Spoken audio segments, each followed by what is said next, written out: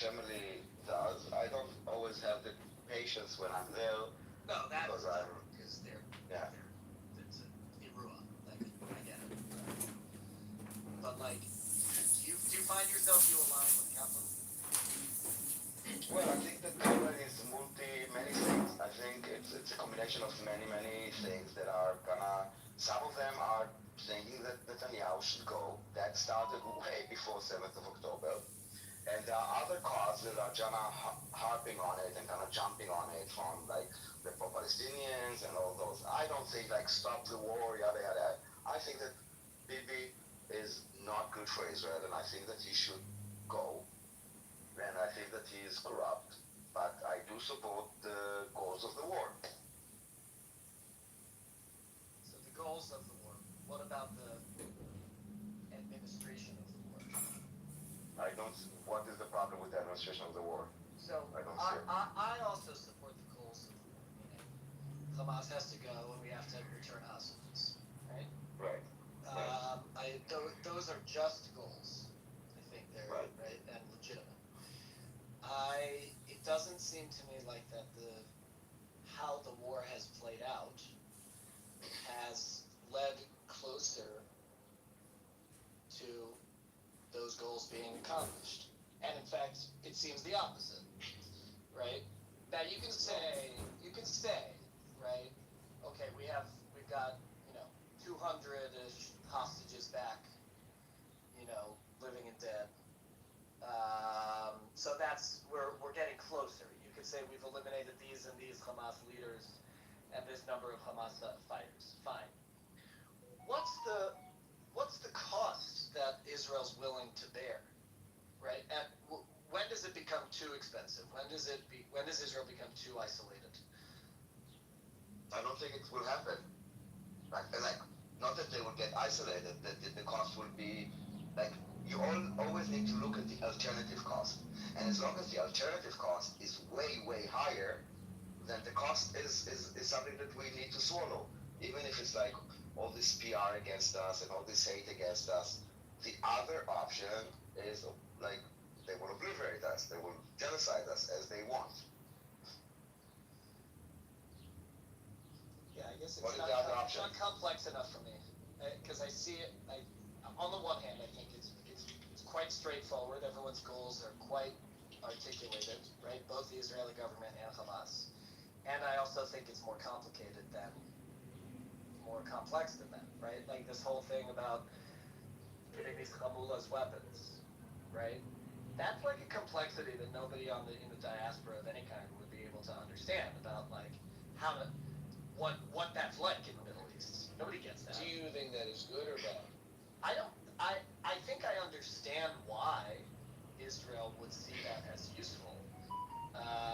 In the long run, I don't think it's useful at all. I think these gangs, these Hamulot, they're not friends of Israel. Let's be clear, right?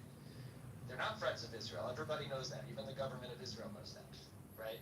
But it's a little bit like devil I know, right? Or the devil that'll be on my side. Right? I just think it's unwise. Are you 1,000% sure that they're not friends of Israel? Yep. 1,000%? These are people. Yeah. I mean, my understanding about these families is that their interest is in maintaining their tribal supremacy because they came from the right families and their economic control, right, over the Gazans. And like, forget Hamas, forget statehood. They just want to live as like, little chieftains. Little chieftains. They don't care about Israel only to the extent that like Israel will like facilitate their little tribal entities. Fair enough.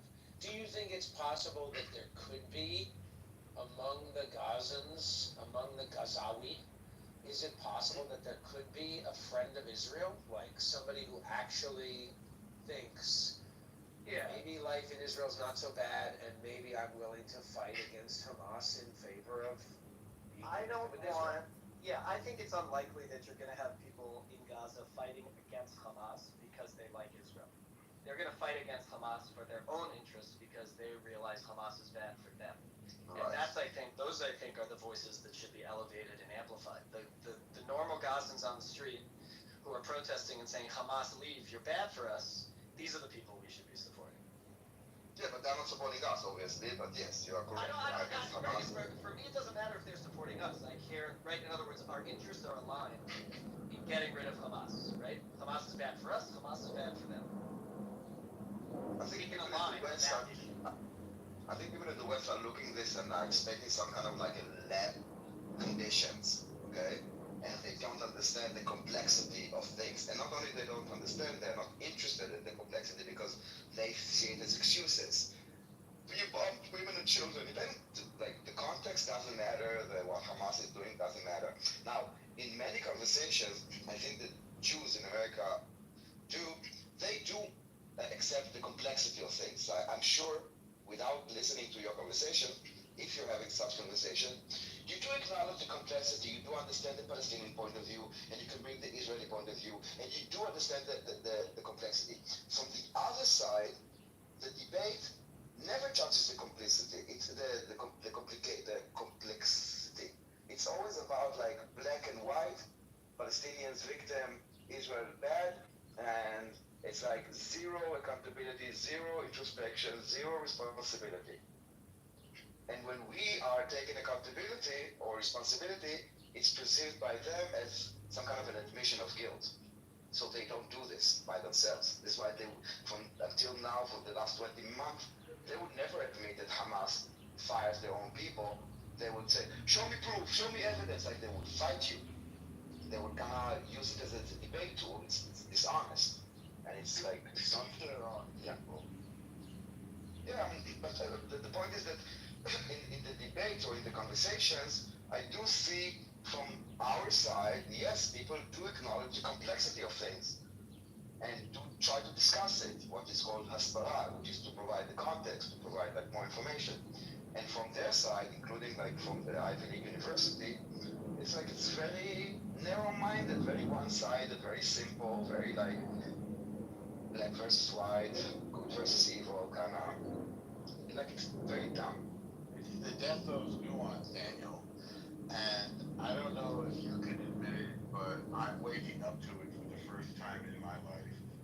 It's anti-Semitism, which has been slumbering for maybe 50 years at the most, maybe a little bit more. And so we have become accustomed to a world that makes sense, a world that is rational, to people who make decisions based on self-interest, meaning that if the Palestinians cared about themselves, they would make peace. They would have a state. They would have nice middle-class lives. They would be good neighbors. They started from zero the same way Israel did. Now they're back to below zero, and Israel has moved way ahead. And then they blame us. Somehow we've done some magic. We control the world. That's why we succeeded. When all we did was methodically build a state. By the way, nobody is pointing at Singapore and saying, oh, those Chinese, they control the world. How did Singapore get so rich? But what has awakened is what has always been with us, I'm afraid, you guys, and that is anti-Semitism. And I've been the last person to admit it because I live in New York, it's a Jewish city. You can get bagels on every corner. But now we have to admit what we're facing. So no, I think that's right, about the anti-Semitism. I think it's also right, and just to invite some complexity, that there's some rot in certain sectors of Israeli society that don't do us any favors with the anti-Semites. I'm not saying it justifies the anti-Semitism, of course. I'm saying there's some bad stuff taking place, right? That Yes, we should yeah, that we should perfect. introspect that Israeli. Not I can't say we. I'm not Israeli, although I feel very Israeli, right? My analysis is that Israeli society would do very well to do some soul searching about who they elect, about some soul searching about how they talk about neighbors, right? How they is there dehumanizing going on, right? Just to, and again, this is to invite complexity. This is not to But accuse or I think that you're putting a bit of a double standard on Israel, as if other countries, nationalities, or ethnic groups don't have like people that are radicals to the right, Of course radicals they to do. the left. Of course they do. Yes, and so is Israel. I don't think we need to do a special introspection. We also have criminals, we have rapists, we have thieves, we have many things, like any other country in the fucking world. Well, So I don't think we need to do it. Well, so this is what I keep trying to explain to people in other rooms, like like Israel's a real living, breathing society, complex like every other society. That's not an excuse, but that does mean that in free pluralistic democratic societies, right, the accountability is on the self, right? So like Israel's got just like every other country, no double standards, have to look themselves in the mirror and say, and look at themselves in the mirror, right? What the outcome of that self-conversation is something else, right? But like, I don't think I've seen a nation. And I do see. I would just say, I do see a soul searching within Israel. I do. I don't think that I've seen a nation like Israel that does more soul searching and do internal like debates like Israel. The democracy in Israel is so vibrant, so active. Literally, I don't see, even not in the United States, I don't see something like this. We call out many things from like, I don't see this. So to say that we are lacking introspection, I think it is double standard. Because if you compare Israel to literally any other country, including the most vibrant democracies, no, I don't see that. I think I didn't explain myself. I didn't express myself well. Of course, what you're saying is true. That all happens, and that actually proves the vibrancy of Israeli democracy. Of course. What I think is like terribly unfortunate is that people are not willing to consider Israel as a real, living, breathing, complex society, right? That does these things, right? Like, so do you know who Tomer Persico is, Daniel? Who? Tomer Persico. You ever heard of him? Yeah. Yeah, I like him. Anyway, I read him from time to time. I think he's very good, right? So I encourage, one of those dum-dums. If you want to hear what dissent sounds like in Israel, right? Go read a guy like that, right? And the fact that he's able to publish freely is it should not go unnoticed, right, in the neighborhood. Remind me, I know his name, but I don't, like right now I don't have like a profile of his like. He's like a public intellectual. He writes about issues of like religion and modernity. Of course, everyone writes about the war because everyone writes about the war. He wears a little cap. He wears a little cap. He's got a short beard. But he's pro what, or he's like against what? Like, what is his position? Well, I think he's definitely a lefty. I think. Yeah, what kind? What kind? I think. Yeah, I mean. I think maybe our kind. Maybe, I don't know if you would group yourself with me either. I think my kind of lefty. I think even the lefties in Israel, everyone in Israel understands the danger of Hamas. Everybody understands that. Even the far lefties are not like defending Hamas, right? They recognize about Israeli safety. Yeah, but so much. Only the extreme, obviously the extreme. But like, listen, they do believe Hamas propaganda, and whenever something happens, and the same day, it's like today I saw it. Okay, someone wrote in Hebrew, like from the morning, I don't know, 67 people were killed in Gaza. Okay, no, dude. First of all, how do you know? It's like today. It's like today by now, like from the morning until like I don't know. I saw it like 2 hours, 3 hours ago. It doesn't make like the only source that you would have is Hamas. And if you think that Hamas is actually a terrorist group with no regards to truth or law or humanity, then you shouldn't be parroting their propaganda. It's okay to be critical of Israel. Believe me, no one is more critical of Israel than Israelis themselves, okay? correct. So, but it's not about criticism. It's about like echoing false like information, which is, or you know what, not false, unverified information. Let's call it that to be more Okay, balanced. that's fair. That's fair. And I think it's using emotions at the end. And maybe a lot of people are, I get it, affected by emotions, but we also need to keep our cool and keep our like logic and understand the law and understand, as we said, the complexity of things. And it's not an easy situation. I mean, basically, doesn't matter what Israel does. You can paint it as a bad thing. You know, doesn't really matter what we do.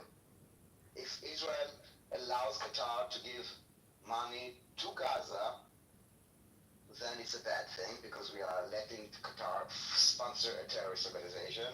If we had stopped it, then of course we are starving the people of Gaza and not allowing them to build. And then if we say, why don't you build? Because you didn't allow us to get the money. I mean, it doesn't really matter what we would do.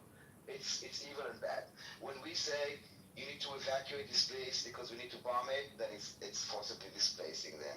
When we give them food, then we are treating them like I don't know, like cattle because they need to stand in line. It's like I think at this point I also it's really hard for me to take criticism seriously because it seems like the verdict is set and then you write like your arguments. First of all, guilty, and now let's write the arguments to support it. Well, that's the anti-Semitism part, but there are some people, right? That's the anti-Semitism part, and I think it's also the case that if that's true, that we're already guilty from the outset. What do we need to do for our own self-respect, for our own sense of our own self, right, and our sense of our own safety? It's a lot to balance, right? And it's interesting. I heard something interesting the other day about Sharon and Olmert, right? Who was saying this was Chaviv Rettigur who was talking about this. I don't know if you know that guy. I don't know if you know. Yeah. Again, repeat the name. Chaviv Rettigur. Okay, we'll look him up. He's great. I think he's great. So he was saying, as a way to sort of explain Israeli society, right? Sharon's plan was very, very, very popular amongst the Israeli public. The disengagement, you mean? Yes. Okay, yeah. It was exceptionally popular, right? And part of why it was popular is not because there was such great sympathy for Palestinians, but because Sharon said, we're damned if we do, we're damned if we don't, and we're going to do what's good for us. Exactly. Right? And Olmert reported, after Sharon had his stroke, that Sharon was also contemplating doing something similar in the West Bank. And Olmert went ahead with promoting a two-state solution. He was also very, very popular. Right? So when they paint Israeli society as this kind of right? And these are were, Kadima was centrist, but okay, we can call Sharon a right. Yeah, but Sharon was right. He came from the Likud, and so did Olmert came from the Likud. Yeah. This is my great what do you call it? My misgivings about still staying on the left is that the left will never make peace. It's only the right in Israel that has ever made concessions and gotten any results. Ever. Well, you're talking about just the disengagement because other concessions. I mean Begin also, right? It was always the right wing, right? And you can even put Rabin in that camp, right? I don't think Rabin was no peacenik. He was a pragmatist, but he didn't trust anybody as far as they could throw him, right? Yeah, but it wasn't right wing. It wasn't right wing, but it wasn't left wing. It was like labor. It was like labor. It was like labor, exactly, right? So people don't understand that political what left wing in Israel means, right? Because security always wins in Israel, left or right, it doesn't matter. Right. But regarding what you said before, I think that we should do not only what is best for us. At the end, it's us that needs to go to sleep with us in bed. We need to know that what we did was moral, humane, legal, whatever. Not just for us, we could have said, okay, let's carve, if it's for us and we don't give a fuck, let's carve it from Gaza. But it's more than that. Yes, the world can scream genocide, war crimes, ethnic cleansing, all those nonsense. For me, this is why I do a lot of checking and going into history, and this is basically what I have in my PTR is a book that I read yesterday, which is the origin of the word Nakba. This is this piece was written in 1948. This is where it was coined.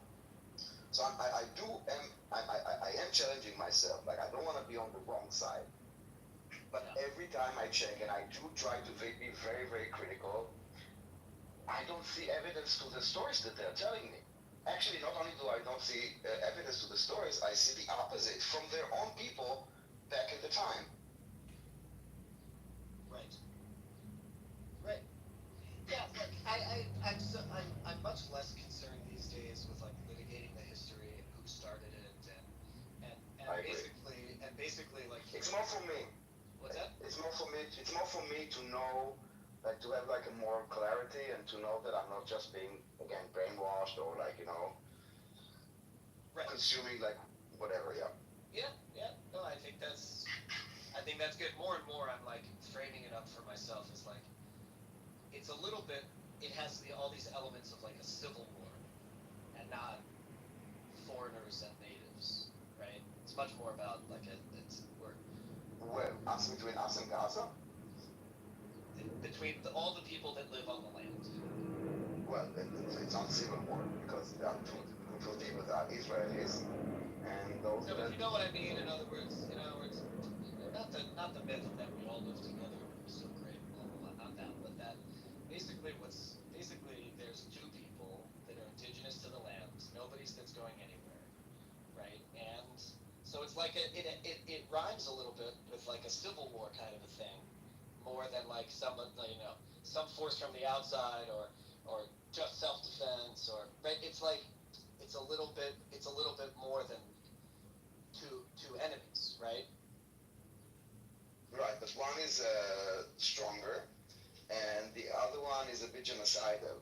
And I grew up for decades believing in this possibility of coexistence. My vote would be for, if you would ask me, like many votes, like what my position would be for a two-state solution. Like why not? Like I kind of, in a way, maybe it was more like projecting. I'm projecting on them what I see on us. Okay, but at the end they want peace. They just want to go to work and go with friends and go to the restaurant and like they would want peace and to live. Like let's just stop it. But the more I understand, and especially like recently, I understand that it's not about land. And also by reading this piece that I read, it's not about land. It's about Jews. That is the problem. That is their fight. And they were not Palestinians. They were Arabs.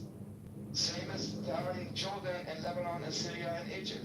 So when you say indigenous to the land, first of all, I don't think that it's something that you can claim. I also don't think that like the claim like we were here 3,000 years ago, God gave us the land, is something that we can maybe ourselves. It's not something you can tell anyone else. And any argument, it's not an argument. It's something you want to believe that God gave it to you, good. Go and this is it. You go, you buy the land, you purchase it. You don't say, hey, God gave it to me. So indigenous, it doesn't really matter. Especially not right now that people are moving from place to place. Like, it doesn't matter who's indigenous. And they are not from necessarily the land. All those 16 million Palestinians that you have today in the world, well, it's not from, like, I don't know, it was specifically, but, all of those 16 millions, they're not from the land. Right. So like the point I always make about indigeneity is indigeneity belongs to people groups, not to individuals. Right? So that's why the law of return works. Because because if you're part of the group, you have rights as a part of the group. Rather right? So like the same way that I want to preserve my own access, right? I have no problem with the theoretical claim, at least, of like indigeneity or right of return or something like that. It's obviously not practical, right? Like those things are not. My secret hope, it's not so secret. I hope and this is like against my better judgment because I think they should be drafted. I think that the opposition should do as much as they can to get the Haredim to leave the government. Are you up to date what's happening? Maybe not since this morning. Why? Is there something? Yeah, but but in the last like 24 hours, you are aware of like exactly what you said right now. It's like okay, you didn't say it out of the blue. Okay. No, I'm advocating for it. Like I think Ben Gurion I think the deal Ben Gurion made with the religious back in the day was one of the worst things. Now, in hindsight, and this would be the second version of that. But I think it's worth it. I think it was exploited. I mean, I don't know how many religious people with it. Listen, if you are like an an excellent athlete, for example, you could be exempt from the IDF, so you can continue. Like if you are on the way to the Olympics. Right. So same with the Torah studies. If you're like some kind of a prodigy, amazing. I have no problem with 10,000 of them studying Torah from like the moment they wake up until about 10,000. I don't need like the top of the top, because that is fine like any other that we want to invest in. Not as like a like a blanket on the entire population. That is I insane. agree entirely. Right? Torah tohu manu to is a high standard. But not as a like I can just put a pin on my, because No, many of them. it has to be. Yeah, It exactly. has to be the people who are really going to be, not these Shabbatnikim. Yeah, but I think that when you kind of let this thing kind of grow and grow and grow and grow and become reality, it's harder to change it. Same with this Palestinianism, this. I guess at the beginning no one cared that they started calling them Palestinians. They didn't see what's wrong with that, and now it's really hard because people actually believe that there is a nation of people that is specific and unique called Palestinians, but it's not true. They have nothing that is different from the Jordanian. Not language, not culture, not land, no nothing. They're exactly the same people. The reason that, and actually I think Yasser, no, who said, I will find you, hold on. So it's an interesting quote, I have it here.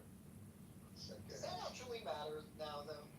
Does it actually matter? Yes, because we need to deal with this. Right now, you're not saying if they were Arabs, that would be easier because there are many Arab countries. But when you say Palestinian, So who cares? So let's just say, so we'll just deal with it as if it's 1947 again, and they're just the Arabs. yeah, but we are not living in a bubble. Right, but I'm just saying, like, as a historical matter, you might be right. As a practical, pragmatic, does it really matter? There's now a group of people that's mixed, that's either from there or not from there, that are distinct or not distinct from their neighbors, the Arab neighbors around them, and they would like to have a state, and that has been a plan long before, for decades before Israel was even a state. So, I'm not saying Who wanted to have a state? What's that? Who wanted to have a state? Who wanted to have a state before Israel became a state? There's Sykes-Picot, and there's all of these arrangements, right? That grant a certain kind of autonomy and independence to the Arabs living there, and the Jews, Yes. right? Right. Right. So for me, that's still the goal. What? Coexistence? Yeah. Like living side by side? I don't think that it's practical or possible, unfortunately. As a wishful thinking, if we could have turned back time and I don't know, make different decisions along the way, also mostly on their sides actually. But at this point of time, I think they pushed it too far. Obviously not now and not immediately, right? Lots of things have to happen before that's even a practical reality. I'm just talking about in my aspiration, right? My Zionism was always nurtured on the idea of coexistence. Of my Zionism taught me that a Palestinian state was part of I get to have a state, they get to have a state. That was Zion. That was part of my Zionism. How is that connected to Zionism? Zionism, in Israel, we do live in coexistence. We have over 2 million Palestinians living with us as equal rights citizens. That is not a problem. No, Them having a state, do you think they don't want a state. I think I'm not expressing myself well. Maybe it's me. I would take responsibility. No, I don't know. I'm not sure. I mean, because there's coexistence inside, right, Israel, Right. which is also complicated, right, and not clean. And I think it's okay to admit that it's not clean. It's fine. No society is clean that way. I think it's, just so you know, I think it's like this, taking into account all the forces that are trying to stir shit up. I think it's way better than it should have been. There are international forces that are working on this divide and about this hate. like no other country. I mean, in every country you have like all kinds of minority groups or like people that are feeling oppressed or less than or whatever. But in Israel, it's not from the ground up. It's basically it's manufactured. I'm not sure I followed all of that. Who's manufacturing what? The the global positioning in a way of this notion of the free Palestine, all this support for the Palestinian, I think it's actually bad for them because, like Edward and many others, they become so confident that they actually think that they are owed a state, that they will get a state, and I really don't see that happening. Judea and Samaria, if you look like geographically, like they are like it's a higher ground. It's basically Israel would not be defensible if you would create a Palestinian state in Judea and Samaria. Israel would be destroyed. The only way that you would have a two-state solution is with another peaceful nation. Right, Not but with that's why my interest. That's why my interest continues to be making sure that both societies are politically and all institutionally, socially, right, prepared to be peaceful with each other. I'm not laying blame, right? I'm just saying, right, that. No, but you don't have any influence on them. You can influence us. That's right. And if you would, That's right. I have and no influence on them. Absolutely right. and they don't have, like in Israel, I would find dozens of like peace organizations that are Palestinian Jewish or Palestinian Israeli, from ceremony, organization, activities, like many of them. I would not find one in the Palestinian Authority. I will not find one in Gaza. I will not find one. I keep looking also. So that is like, this is the reality. This is what I said before about the complexity. Yes, we do acknowledge the complexity. We do try, but if there is no partner, and this is the point, there is no partner. It's not like there are two peaceful nations that needs to find a resolve and let's find a solution. Their solution, they say there is only one solution: Intifada revolution. Not them, but from the river to the sea, Palestine will be free. When you hear them talking to people on the street, like, okay, yes, they are being taught from birth. Israel is yours. You were ethnically cleansed, and it's your right. They use our right of return as if it's a real right. It's not the name of a law. It's an actual right, and it's not just they're delusional. The U.S. supports this notion that they have this right of return.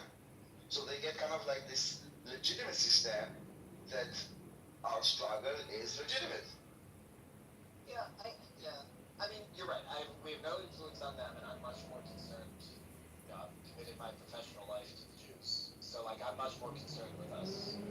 And something I find that's very ironic, right, is that we are so utterly unique, the Jews, in our history, in all kinds of things about us. There's something unique about the Jewish people, and we're also just like everybody else. And it's like this tension for me that I try to make it a catalyst and not an excuse. In other words, you're right when you said before, yeah, when we have Jewish criminals and Jewish garbage men and Herzl's dream and all that stuff, right? We became a nation like every other nation. And the downside of that is we became a nation like every other nation, right? We've stopped understanding what is the ultimate uniqueness about the Jewish people and how. And this is my religious mind coming out now too, right? Like, what does Orlag Elohim look like? It looked like being a nation like every other nation, the best way that any nation has ever done it. And I think that's what we're doing. Also fighting this war. And I think that they know, by the way, I think the reason that we are attacked on our morality, war crimes, genocide, baby killers, it's all about an attack on our morality because this is our strong suit. The humanity, the morality, I mean, this is why, by the way, and it's always twisted.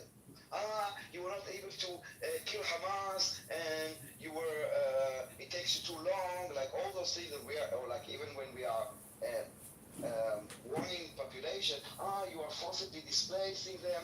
So this is why I say we need to know with ourselves that we are moral. And yes, maybe the world doesn't get it. As you said, a beacon of humanity.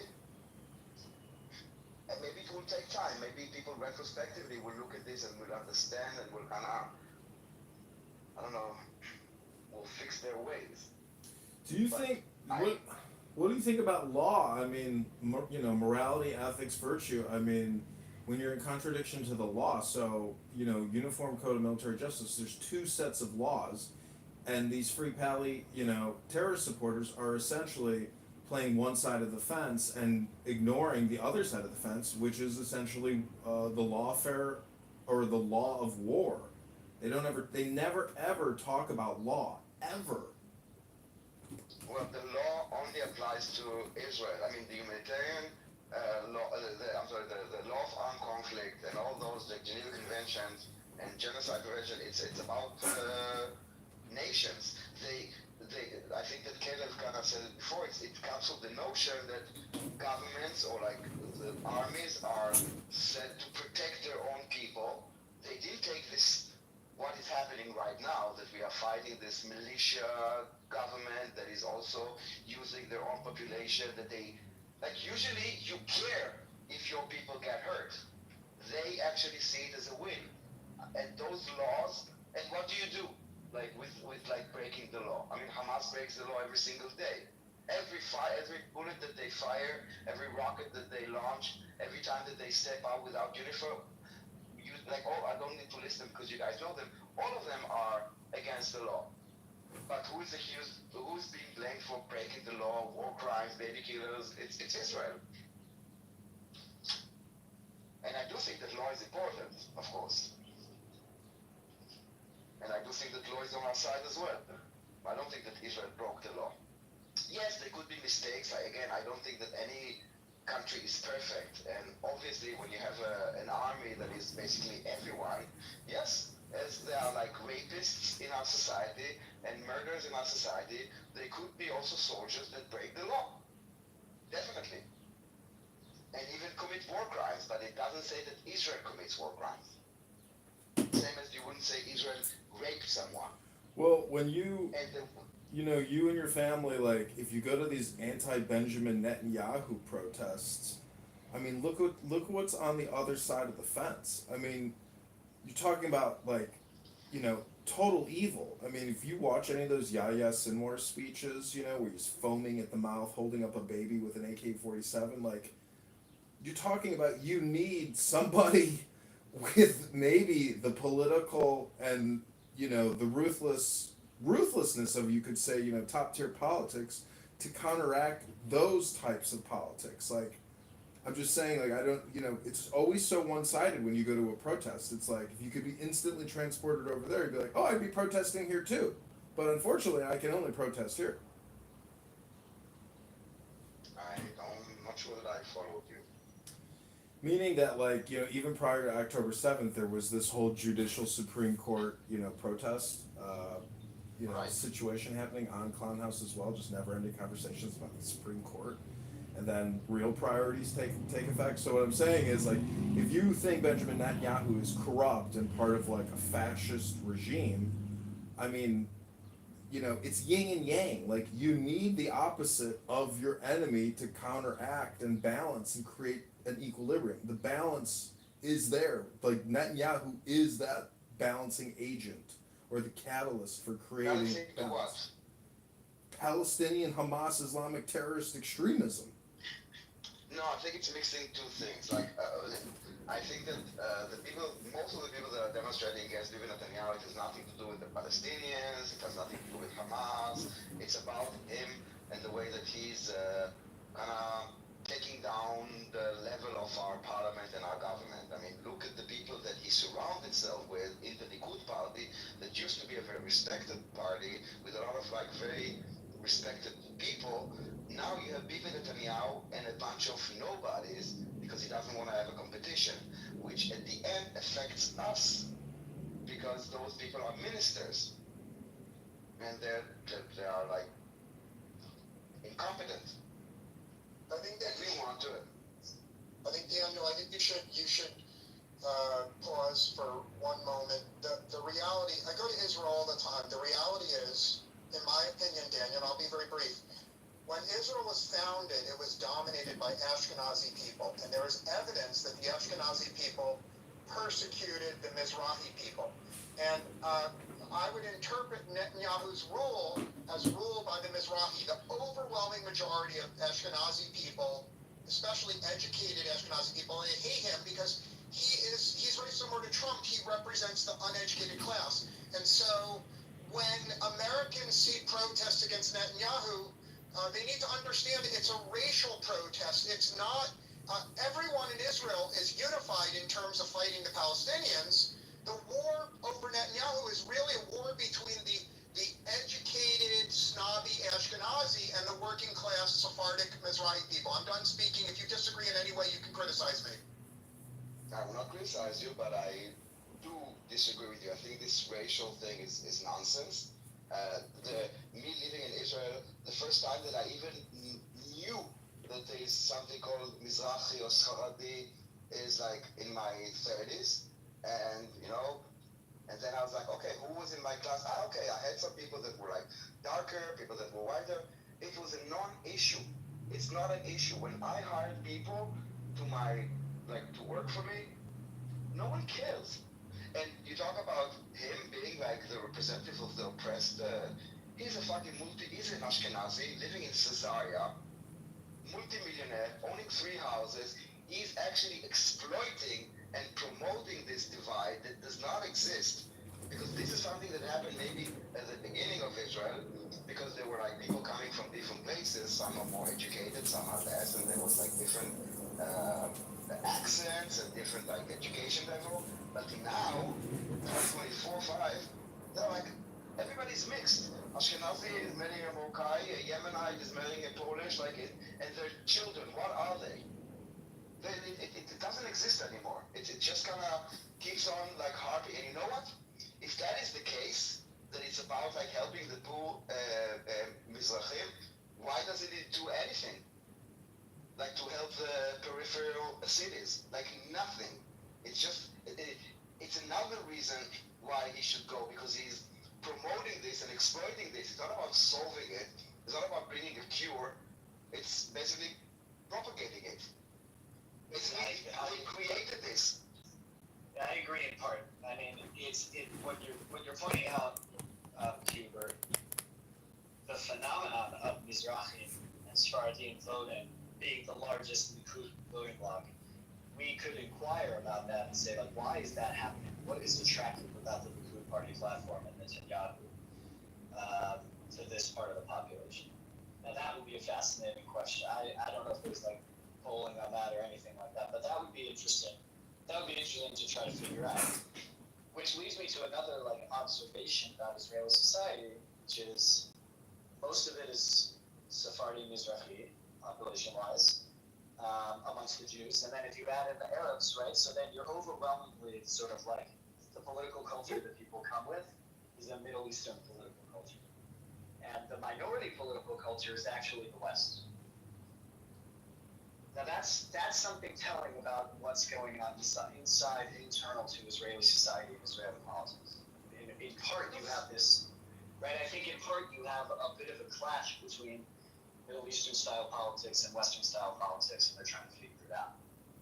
Well, I'd like to hear from everyone on the stage, but I feel that I love you and Daniel. Let me just be very brief. I love you and Daniel, but you and Daniel are obviously, you have a very, very high IQ, very high education level. I don't have confidence that you and Daniel really understand people who are much stupider than you and much less educated. Not because you're a bad person, but it's just because you don't live and breathe with low IQ tribal people. So you guys are maybe too sophisticated to understand the voters. I'm done speaking.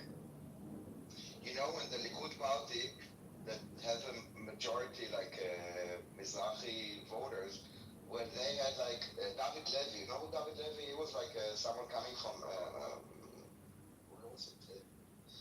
The still, I don't remember exactly where he lived. Like, Yeah, he was like from Sderot or Sderot, right? Something like that. Yeah. And the voters did not vote him. And that was like a big thing, you know. First time he's running for the head of the Likud, which kind of could lead him to be prime minister, and he lost by the Mizrahi themselves. To be honest, I don't think that the Israeli society looks at race like the American society. The American society, the race is very, very, it's in everywhere. Like still today, like I see shows, I hear Clubhouse, I see like everything is really surrounding race. But for us, I don't see it. I honestly tell you that. I respectfully disagree with you. So I have evidence that you're wrong, okay? The last time I was in Israel, I went to the Negev, okay? I went to the Negev. I went to the working class communities in the Negev, which I recommend you go if you get the opportunity. And just dress like a schlep. Do me a favor, dress like a poor schlep and talk to the people in the Negev, and they will tell you that they hate educated Ashkenazi people because their perception is highly educated Ashkenazi people in your social class, Daniel, look down on them. So why do they champion Netanyahu and the Likud? What's the exchange going on there? It's not, it shouldn't be hard for you to understand. It's exactly the same reason why working class people support Geert Wilders in the Netherlands. Working class people support Marine Le Pen in France. Working class people support Nigel Farage in the UK. Working class people all support Trump in the US. Like, come on, get a fucking clue. Israel is not different than the rest of the world. Working class people hate highly educated folks who they suspect look down on them. That's true in every fucking country in the world. And I'm sorry for being so exercised. I'm going to go to the audience for a while. I think Hang on. I think you're pretending to be stupider than you are. No, stay, because now something clicked for me. Are you saying it is racism on the part of the Ashkenazi elites, or it's just perceived racism? That's what the people are saying. That's what the Mizrahim in Timona and Ofakim and Arad are saying. My guess is it's probably a little bit of both. I'm sure there is some elitism. I mean, when he says that the working class people of France and all these other countries, they're the disaffected people who look at the immigration and they say, why are we giving away all of our national surplus to these people? It should be coming to us. Where's our nationalism? So, I mean, Hubert, I mean, if you want to come back up, I don't understand why internally in Israel maybe they have the same sentiment but even in America, that sentiment has resulted in Trump MAGA populism, nationalism. But don't you find it ironic, right? Yeah, I think that the people, I think that, first of all, I hope I'm not coming across as rude, but I think David and Caleb, because they have such incredibly high IQ and such high educations, they just don't understand working class people, in my view. Not anywhere in the world. They wouldn't understand, in my humble view, they wouldn't understand a working class person in West Virginia or in Marseille or anywhere. They just understand, they're not, but they don't understand in class low IQ people think. But again, I don't think that Mizrahi are low IQ. I think it's about opportunities. And if the Likud, or like whatever Netanyahu, wants to help those poor people, so in the last, 20 years, how many schools did he open in Sderot? Why does he move in a university over there? Like, maybe there's a problem, but where they are mixed, like check how many Mizrahis are in the Haifa Technion. You will find many of them running banks. Like, yes, maybe if you are on the peripheria and you don't have like access to proper things, then you have like less chances. So you would vote someone that will kind of change that, not reinforce it. And that is why I'm thinking that he's not the solution, he's part of the problem. And making it bigger, not making it smaller. Because making it bigger is good for politics, because, divide and conquer. If people are oppressed and you are the salvation, they will vote for you. If you provide a solution, then you're not relevant anymore.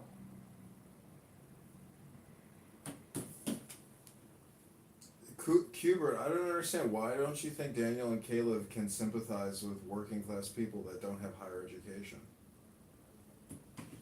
Because I think that they were born with very, very high IQ, and they got a very good education. And I believe I'm not criticizing. I believe they socialize mostly with other high IQ educated people. I don't believe that they actually spend very substantial time with extremely uneducated working class people. That's my view. So I will surprise you that I even have family from Sderot, and I don't think it's about race because again, it's maybe about opportunities. Yes, I got good education, but so did my Moroccan, Iraqi, Yemeni friends that were in the same class as me. It's not about race. It's because where I was born. It's not a racial thing. It's not like a Mizrahi versus Faradi. Like my class, we had everybody from literally from everywhere. I even have people from abroad, like, and not like, like Romania and like not like Eastern Europe. And we were all getting the same education. So maybe in the peripheria where you have like maybe communities of Mizrahi that do not integrate, they need to get more investment. So yes, they should have a politician that takes care of them. But I just don't think it's about race. It's maybe about geography. In Tel Aviv, and where I was born, yes, we have everything from everyone, from Ethiopians to the most like translucent Ashkenazis. But we all get the same education and the same I think opportunities. there's another factor. Okay, let me be brief, and then I want to hear from our good friend Pepe. But You don't have to be brief on it. Every time you say I'll be short. Just I'll try to be brief. Let me try to be brief. I like the Israeli concept of new. And I'm actually surprised in these rooms I never hear new stated.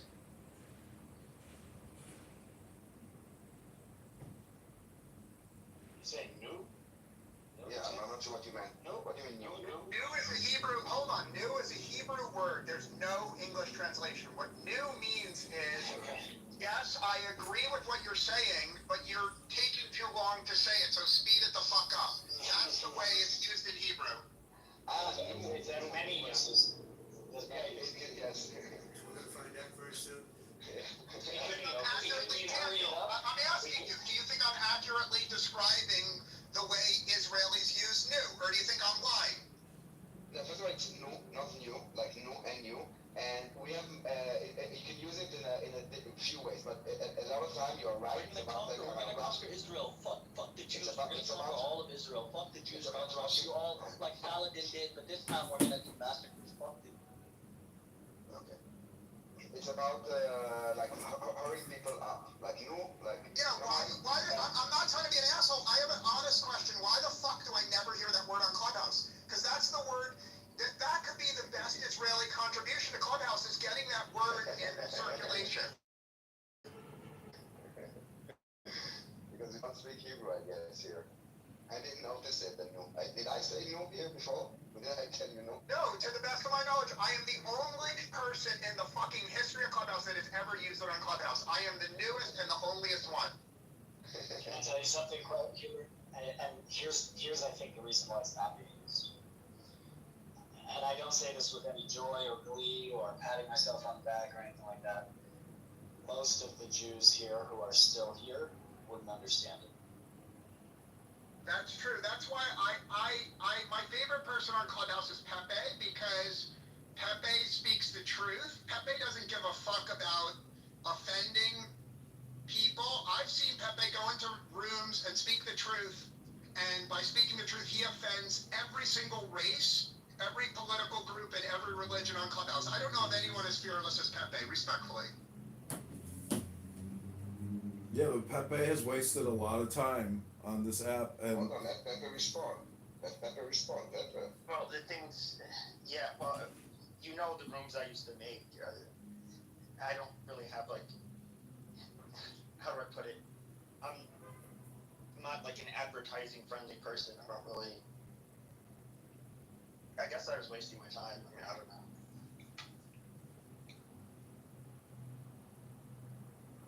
So I come on Clubhouse to learn from people that think the opposite of me. If there's a room where everyone agrees with me, I will leave very, very quickly, because why the fuck do I want to spend time with people that agree with me? I'm here to learn. yeah, but just because you get the opposite position of your position doesn't mean you're going to learn anything. And I mean, when I say Pepe wasted time, he didn't waste time. He wasted time in the sense that he created a lot of content but didn't capture it, and it's not family friendly. So it's comedy, but it's such extreme comedy. It gets labeled as hate speech. Wait, hold on. Are you saying this room is being captured and/or recorded? No, I'm saying Pepe should have done that with his comedy routines with Mon. Every day he had huge rooms here, and he should have replatformed it and created a podcast. I mean, look at his PTR. Like, he looks like Mr. Podcast. Instead, he just comes here to waste his time. He's created nothing with his, content. Honestly, I have these I mean, you do know that you can get bored of something, right? Like, you have so many iterations of the same topic. It's just like, it really is not, it's not that interesting. Yeah, but welcome to daily As your communications. friend, I would suggest, hold on. I would suggest that you pivot to using Clubhouse to find girlfriends and stop the other stuff you're doing, respectfully. Maybe girlfriend, not friends. You're not gonna find any girlfriends here, That would mean Cuber. I'd have to give up my true identity, and I don't need to do that with, the stuff I've said.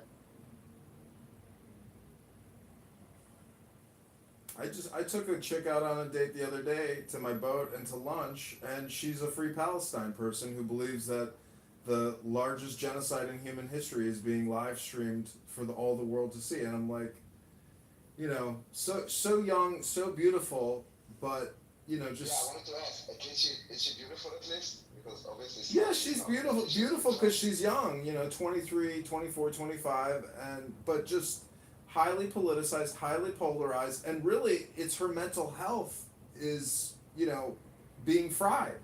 She's constantly in a state of anxiety. So unless you really learn meditation or how to create peace, like this type of shit causes people to get arrested. I mean, I've witnessed hundreds of people get arrested outside of the federal office that I work at that are protesting, and a lot of these young people are Jewish, and I'm like, you're gonna ruin your Shabbos, and they're smiling and laughing, like, it's because Being arrested for something like that is like not life altering. It's just no, in Chicago they just Depends on released what it. career you want. Well, hold on. Let's unpack this for a second. So, first of all, all the mental health research shows that young single women who are liberal, the vast majority have serious mental problems. It's easy to confirm that, whereas young single women that are conservative, very few have mental problems. That's point one. Point two is when people are arrested, it does close certain career opportunities off from them for life and open others. It depends on what you think the trajectory of hiring will be in the U.S. I actually do believe that getting arrested for being pro-Hamas will hurt their career in most career fields. I'm done speaking. I'll just say this regarding the whole Israeli thing. I think I'm watching in real time, like the permanent. How do I put this? Israel had very special, I guess you could say, treatment with the United States and the West in general, and I think it's being floundered right now, and that it's really going to be. I don't really see them coming back after this. Well, I think that you can hold on a second. Let me respond to that very briefly. You can love Israel, and you can actually believe that Israel handled this matter exactly right. So let's just take a person that loves Israel, thinks Israel handled this exactly right, but still say this attack did help Iran tremendously, right? Because by doing this attack, Iran was able to activate every single leftist, every single progressive in the world to being anti-Israel. And so I think that Iran knew that a lot of Palestinians would be killed as a result of October 7th. And Iran was smart. They knew that the more Palestinians that were killed, the more anti-Israel that the leftists would become. No, I agree, but I think even coming from the right, it's now. Even I have a lot of issues, not with the state of Israel, but with but the state is obviously involved, but Let me ask Pepe. Let me ask you a humble. Hold on, Pepe. Let me ask you a humble question. I'm not disagreeing with you. I'm not disagreeing in any way. Do you think that if after the October 7th attacks happened, let's imagine Israel just appealed to the world for diplomacy for 3 years and there was no military response? I'm asking you, you're as an honest broker, do you think Israel would be better off if there was no military response, just a diplomatic response? Answer honestly. No. Answer honestly. no, because they would have. They, first of all, by not responding, that would just they would invite even stronger attacks. I do think what they should have done is invited the international media. Yes, it puts them at risk, but international media has always been allowed in war zones, including in Iraq and so forth. That's not true. That's not true. You can Google now. Go to your ChatGPT and ask what are the zones that are not allowed right now in the war in Ukraine. There are so many restricted areas to journalists exactly for the same reason.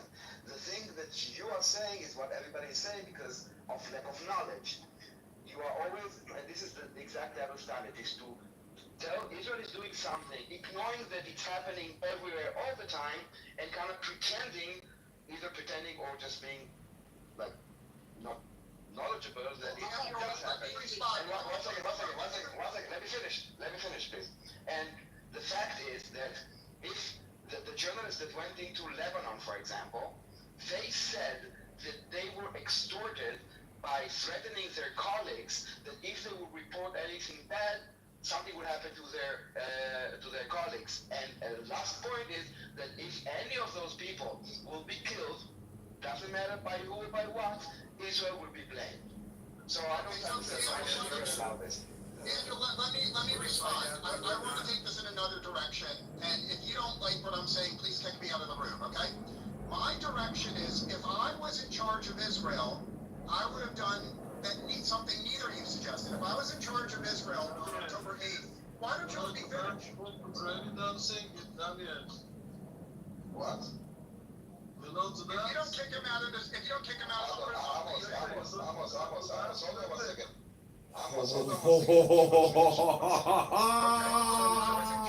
If you don't kick Amos, the stage, Oh I'll my kick him off. gosh. Hubert, hold on 1 second. Amos, please. Amos, I'm asking you, I will come to you. You cannot have a break and dance music a little bit. I will dance, but please don't interrupt, okay? Thank you. Okay, if I was in charge of Israel on October 8th, it would have been very simple. I would have said, this is a scheme. We're losing you, it's just me. I think we lost you, Hubert. Yeah, I can't hear them. This attack was planned, and please let me finish. Why don't you motherfucking let me finish? Hold on, we did. My God, we Why don't you let me finish? For fuck's sake, shut up for a second. I'm trying to tell you that we didn't hear a word you said because you were cut off. For fuck's sake, relax. I'm asking you to restart because we didn't hear anything you said. Please relax and don't curse me, and please be respectful because I'm respectful to you. Well, then let me finish. For fuck's sake, I'm telling you that we couldn't hear you. This is why I stopped you to tell you to start over. Do you fucking understand? You were in the Matrix. Coming out of my mouth. Cuba, you were in the Matrix. No, because I'm in my car and there's background noise. That's why. I'm in my car and there's background noise. So I think that things are a little too heated. Maybe I'll come back to your room tomorrow, respectfully. It's heated because you started cursing when you had a problem with your mic, and I tried to tell you that there's a problem with your mic, but you kept on blabbering and cursing me that I just wanted to hear you. So you can say I'm sorry. Okay. You can say I'm sorry and just move on. Okay. Allow me to apologize. I fear that I act as a total asshole, as I sometimes do. So will you accept my apology because it's sincere? Yes, please go on. Okay. If I was in charge of Israel, as an Israeli patriot, as a Zionist, I would have said very simply, very quietly, this is a provocation. Iran wants us to kill Palestinians. Every single person in the leadership in Tehran is hoping and praying to Allah that we attack Palestinians. And maybe if we were stupid, we would, but we're too smart to attack Palestinians. Instead of attacking Palestinians, we are going to appeal to the entire world to start dropping bombs on Iran. 100% of the military effort is going to be focused on dropping bombs on Iran. We will not kill a single Palestinian. We're going to kill Iranians, and we're going to keep killing Iranian mullahs. We're going to kill every single religious leader in Iran with no exceptions until the hostages are freed. And we're asking for America. We're showing incredible restraint by not killing any Palestinians. We're asking for every ally of Israel, especially America, give us a fuckload of free weapons, give us everything we want so that we can destroy every mullah in Iran. And if America gives us weapons, as long as America keeps giving us a shitload of weapons, we won't kill any Palestinians, we'll kill Iranians. Now, in my view,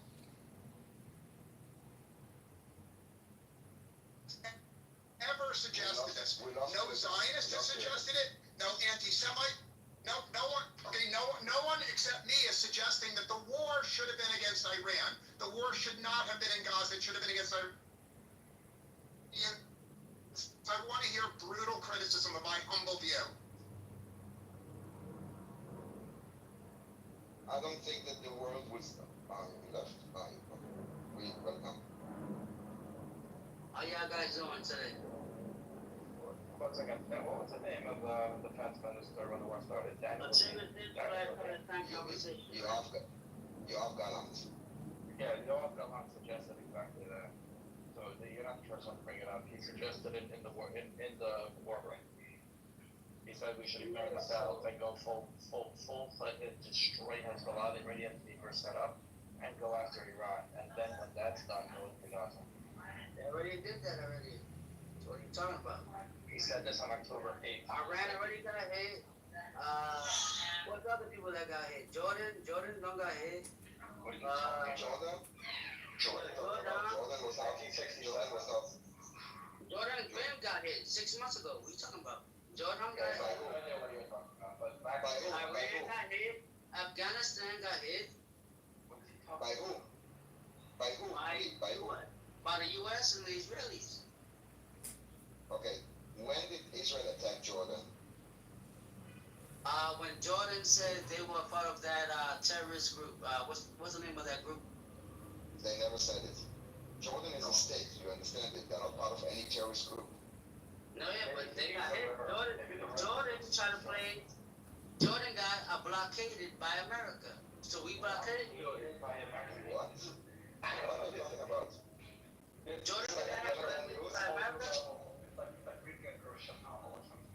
I'm not sure what you're talking. Maybe you're confusing with another country. Go ahead, sir. I'm thinking that maybe that you're kind of mixing things up. Israel did not attack Jordan. Jordan did get hit by rockets that fell on the. Hold on, let me finish. No. Jordan, this is what I'm saying because words matter. Jordan was not attacked. Rockets that flew from, for example, Iran and were intercepted fell in Jordan territory. But the targeting was Israel. Jordan was never like a target and they were not attacked by anyone that I know of. Especially not by us. Attack Israel. We got the dome. You can attack Israel. We got the dome. So we attack Lebanon. We attack Lebanon. Right? We shot them back to Lebanon. We shot them back to Jordan. We shot them back to what the other people? What's their name? I know, but he's saying we that is going to Lebanon.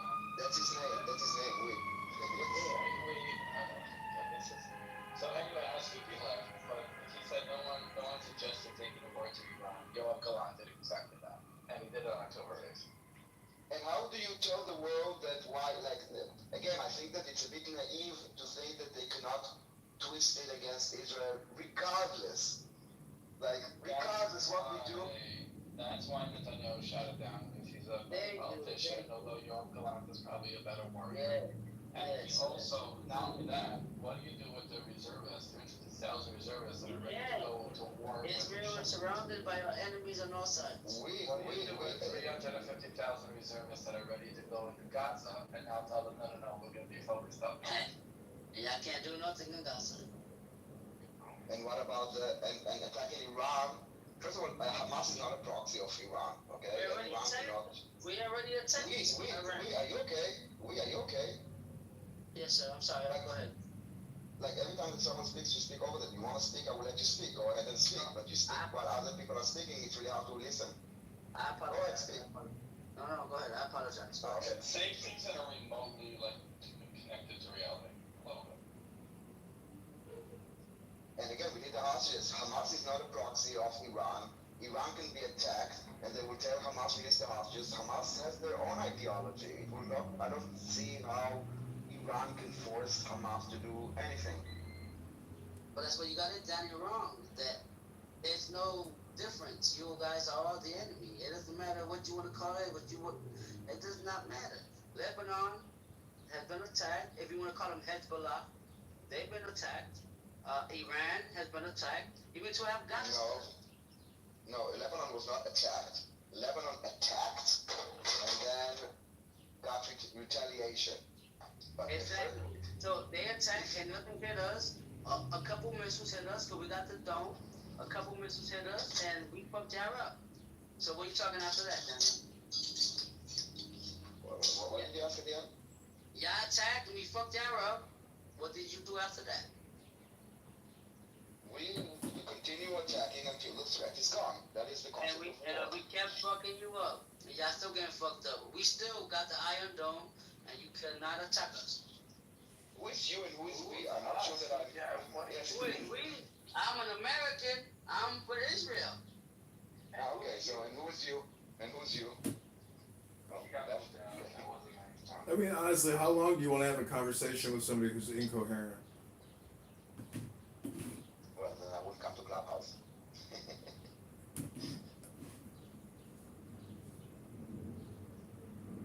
So I don't see how that would be helpful, you know? And it's not just the threat of Hamas that Iran cannot stop. It's the hostages. And, you know, we had full 100% legitimacy, and still we are in the position that we are. They kidnapped children, babies, they murdered them. They slaughtered 1,200 people. They made thousands. We don't need any more excuse. If the world doesn't see it, and this I'm telling also to Pepe, following what you said before, if the world stands against Israel, yes, that is our problem, but it's also a stain on their society. And, you know, like anti-Semitism. Anti-Semitism is not something that the Jews should take care of. It's something that is a problem for society. And if a country has become, becomes anti-Semitic, that is stain on their flag, not on us. Yes, we are being attacked, but it doesn't stain us. Same with this anti-Jewish, anti-Israel, anti-Zionist, whatever you want to call it, rhetoric or allegiance with Hamas. Yes, we are suffering from it, but the stain is not on us. That is my point. Well, I know people like to push back. I know that a lot of Jews will push back against this, or I should say Zionist Jews, but criticizing Israel, which a lot of people have started to do in the West, number one, I think that just like after the invasion of Iraq, a lot of people were protesting the American government, the military going in there, and you know there was 1 million people that were killed. A lot of course, service members that permanently scarred or been killed. And I do think like the Rubicon was crossed, where okay, there is quite a bit of innocent casualties. We can forget about the ratio of enemy combatants to civilians killed. It's still going to rub a lot of people the wrong way, and it's going to be very hurtful for them to see. So this is you guys are getting that feedback, and I don't think it's anti-Semitic. They don't have a military uniform. They do not have a military uniform. They want to say we are military and hide behind civilians. So when we bomb fucking hospitals and stuff like that, they're gonna say, "Oh, we're not fucking military." So have a military uniform and a military flag and stand on it. They don't have that. They hide behind their people. That's why their people died. And they want to play with I don't think it's to be honest, I don't think it's criticism of Israel. I think that if there's a nation that, like, no, I would phrase it differently. I don't think there are people that criticize Israel more than Israelis themselves. Okay? It's not about criticism, blaming us. We can you now? Oh, 1 second, I'm muting him out. Blaming us. I'm trying to mute you up, so stay muted. Thank you. Okay. It's not criticism. Genocide is not criticism. Ethnic cleansing is not criticism. War crimes, killing babies, those are not criticism. This is blood libel. No, I said Okay, and believe me, deaths. I didn't know. To be fair, I said civilian deaths. I would say like. He's talking about Pepe, here's the problem with what you're saying. But listen, you guys do not have a military wing. Shut up. First of all, why is he on stage? First of all, Pepe, the criticism came before Israel even responded. So to say that, it's okay, we're just responding to how far and how much is completely irrelevant to what Daniel said, because the criticism, quote unquote, started way before it. So they basically said Hamas had the right to attack and you have the right to respond. That was what the world responded immediately. Second of all, there is no disproportionate response. There actually is. What Israel's doing is extremely measured, way more than most countries any country would do in a similar situation. And to try to bring up the Iraq War, when there was definitely a lot of anti-American going on, but with most of the criticism was we don't want to be involved in this war across the road, and to try to talk that into people that were murdered in their own homes and are protecting their homes is not an analogy at all. So you can criticize Israel if you have a legitimate criticism, but to say that Hamas is resistance and they have the right to murder you, and when you respond, you're the villain. I mean, you're definitely putting not even a double standard, just like arbitrary complaint that gets on the other side. That's not. But I'm not. You guys know me well enough to know I'm not pro-Palestinian. No, I know, but I'm saying. But I would say, like, okay, look at Piers Morgan, for example. He's somebody who I never heard say anything negative about Jews. He's actually been a strong supporter of Israel and condoned Israel responding militarily. But even he's kind of been like, no, it's a little too much. And I think that you're going to see people do that. That's just that's natural. Piers Morgan is someone that just likes to be liked. Like, he doesn't have a spine. He just wobbles, from one place to the other. He doesn't even have a critical standing to actually take an opinion on something. And no, I don't think it is too much. And you're talking about civilians. Do you even know how many civilians there are? Well, because you would be there is no real number. You would be the only person in the world that knows how many civilians have died, because there's no way to know. There are a lot of militants that are disguised as civilians, and so they make it impossible for the IDF to fight them, because precisely they have to go door by door, and then when they open the door and they go with their hands up, pretending they're civilians, and they're like, okay, fine, we're looking for this and that and for weapons and da-da-da, and then the other quote-unquote civilians get out of the house and shoot them, and a lot of IDF soldiers have died like that, because they have been obliged to go house by house respecting the so-called civilians when they're not civilians, and they are killed. You know how many stories I heard from hostages? Taking a position on what's right or wrong. He's telling you what the situation is, what the optics situation Exactly. is. Yeah, the optics. Yeah, we know the optics. I'm saying it's not criticism. Let me ask you, Pepe. You're talking about the civilian death in Gaza. Do you know any other war that happened in the last 10 years and the number of casualties? Even one that's happening right now? Every war has casualties, and I would say. No. I'm asking.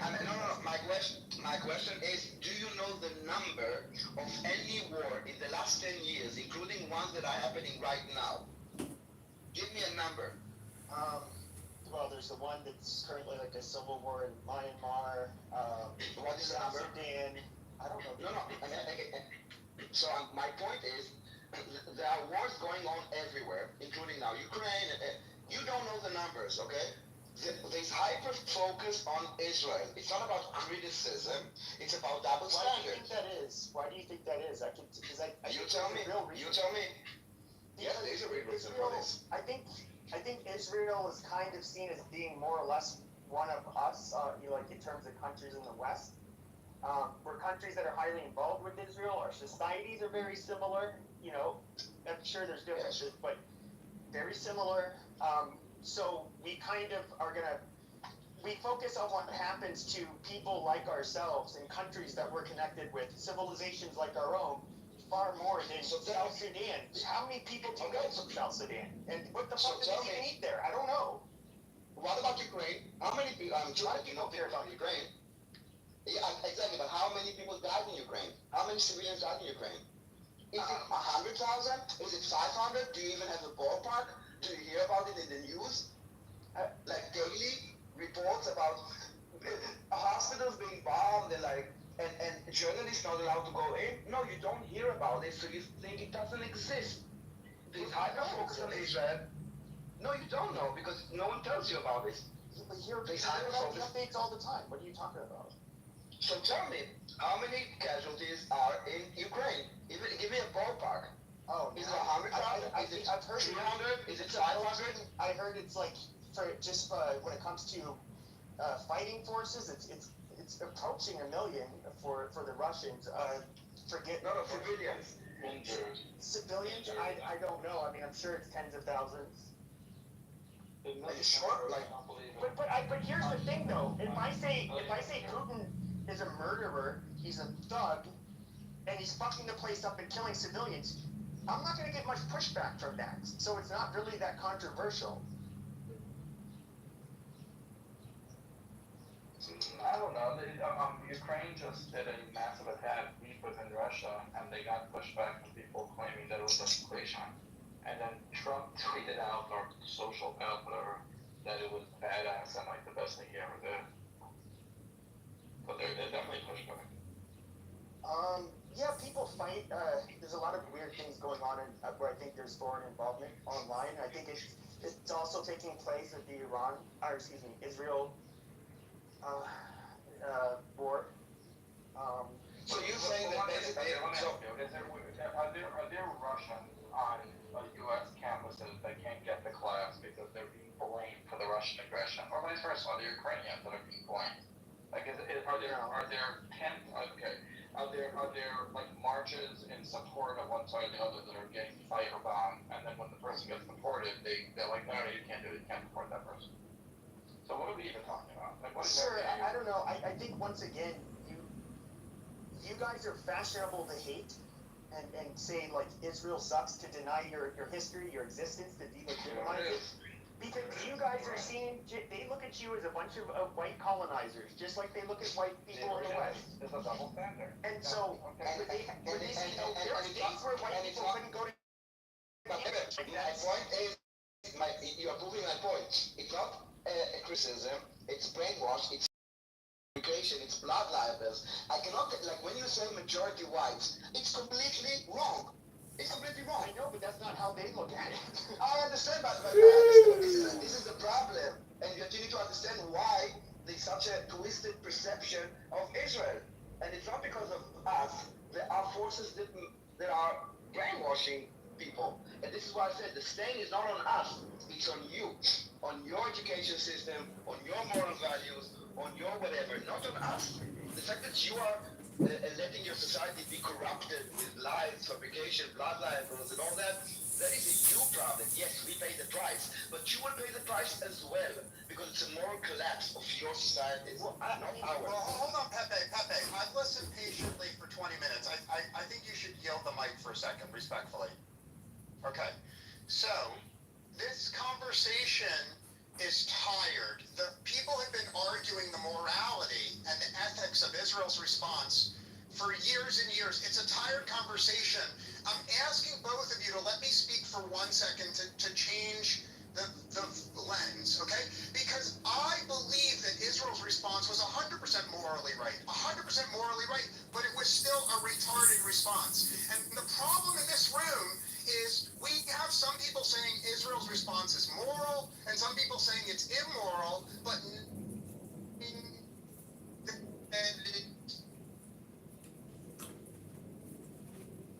space for a different point of view. We're willing to open. Do you have a Gilbert, hold on. You have a very bad reception, and we're losing you for like 10 seconds during your. Okay. So I'd like to politely, if you can hear me, I would like to politely suggest that Israel's response was moral, it was ethical, but it was stupid. Now, if you're open to having that conversation, I'm happy to have it, Daniel. If you're not, then you need to give me a bit more than stupid, though. Like. Okay, I'll answer you I'm going to be very succinct and responsible.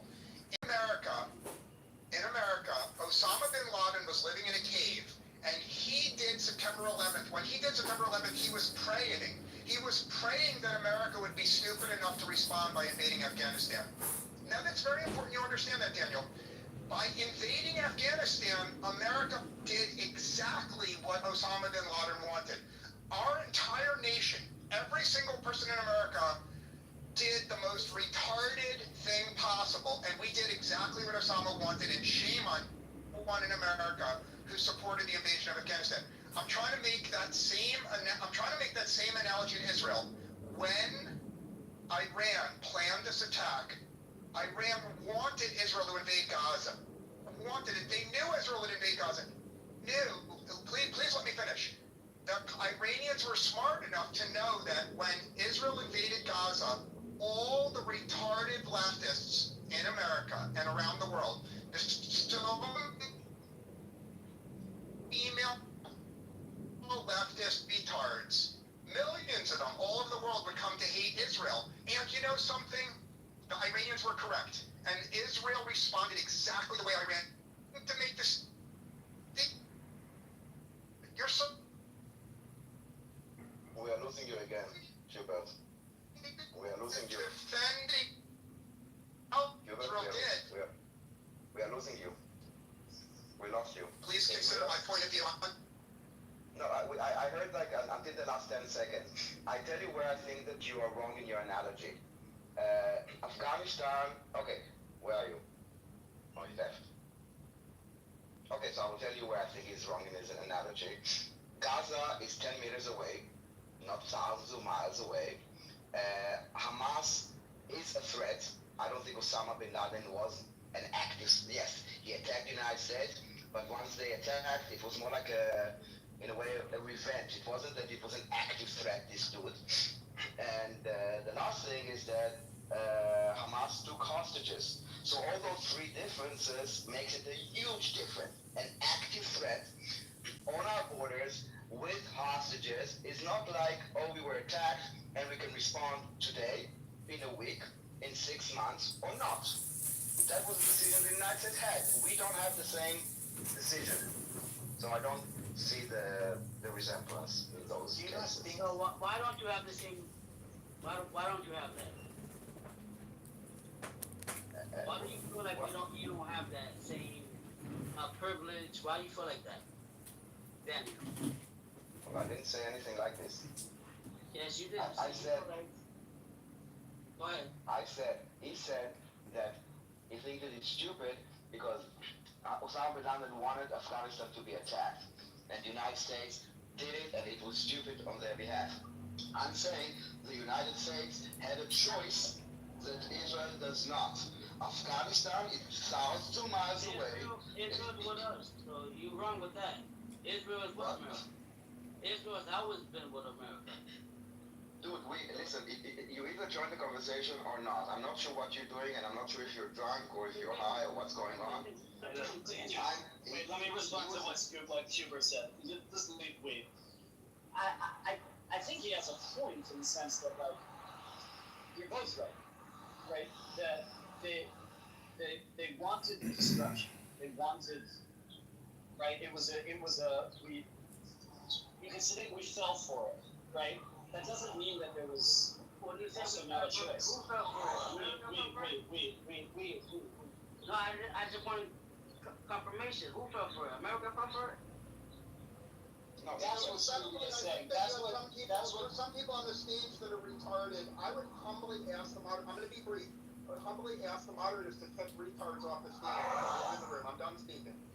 So I tried to answer you. I don't know if you heard my response because you left. I would say it like quickly and then I would pass it to No, I Khaled heard because your he also. response, Daniel. I heard your response. Okay. So Khaled, I thought you left. Okay, so Khaled No, wants no, to I speak. heard your response very quickly. I'm going to respond very quickly.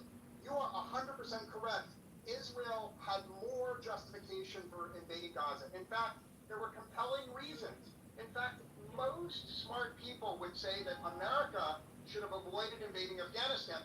The vast majority of smart people who love Israel agree with you, Daniel, that Israel had no choice but to invade Gaza. But just because the majority of smart people agree with you doesn't mean you're right. And it's possible, I think you should open your mind that it's possible in 10 years when historians look back, they're going to decide that I was right and you and the majority of smart people were totally wrong, and Israel should have not taken this juicy bait. I'm done speaking. And I think, Daniel, you're not used to, you spend so much time on Clubhouse, you spend so much time on Clubhouse arguing with anti-Semites and people that don't love Israel. I don't think that you are used to having debates with people that love Israel just as much as you. No, actually I do.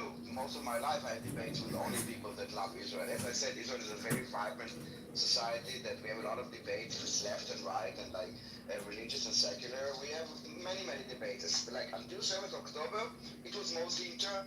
And I think the entire world knew about the demonstration, about the judicial reform. No, we have a lot of self-criticism. This is now a war against Israel, so I'm obviously fighting in the name of Israel, morality, humanity, law, and whatever. I just don't think that comparing this to Afghanistan has similarities, except that yes, there was a war. Gaza is literally on our border. Like you can, I can go and see Gaza without a lens. Americans couldn't. They can walk. They can walk into Israel. Afghans cannot just walk into the United States. And the Afghans didn't say we will do it again and again. No, they had this opportunity. There was no immediate threat on America.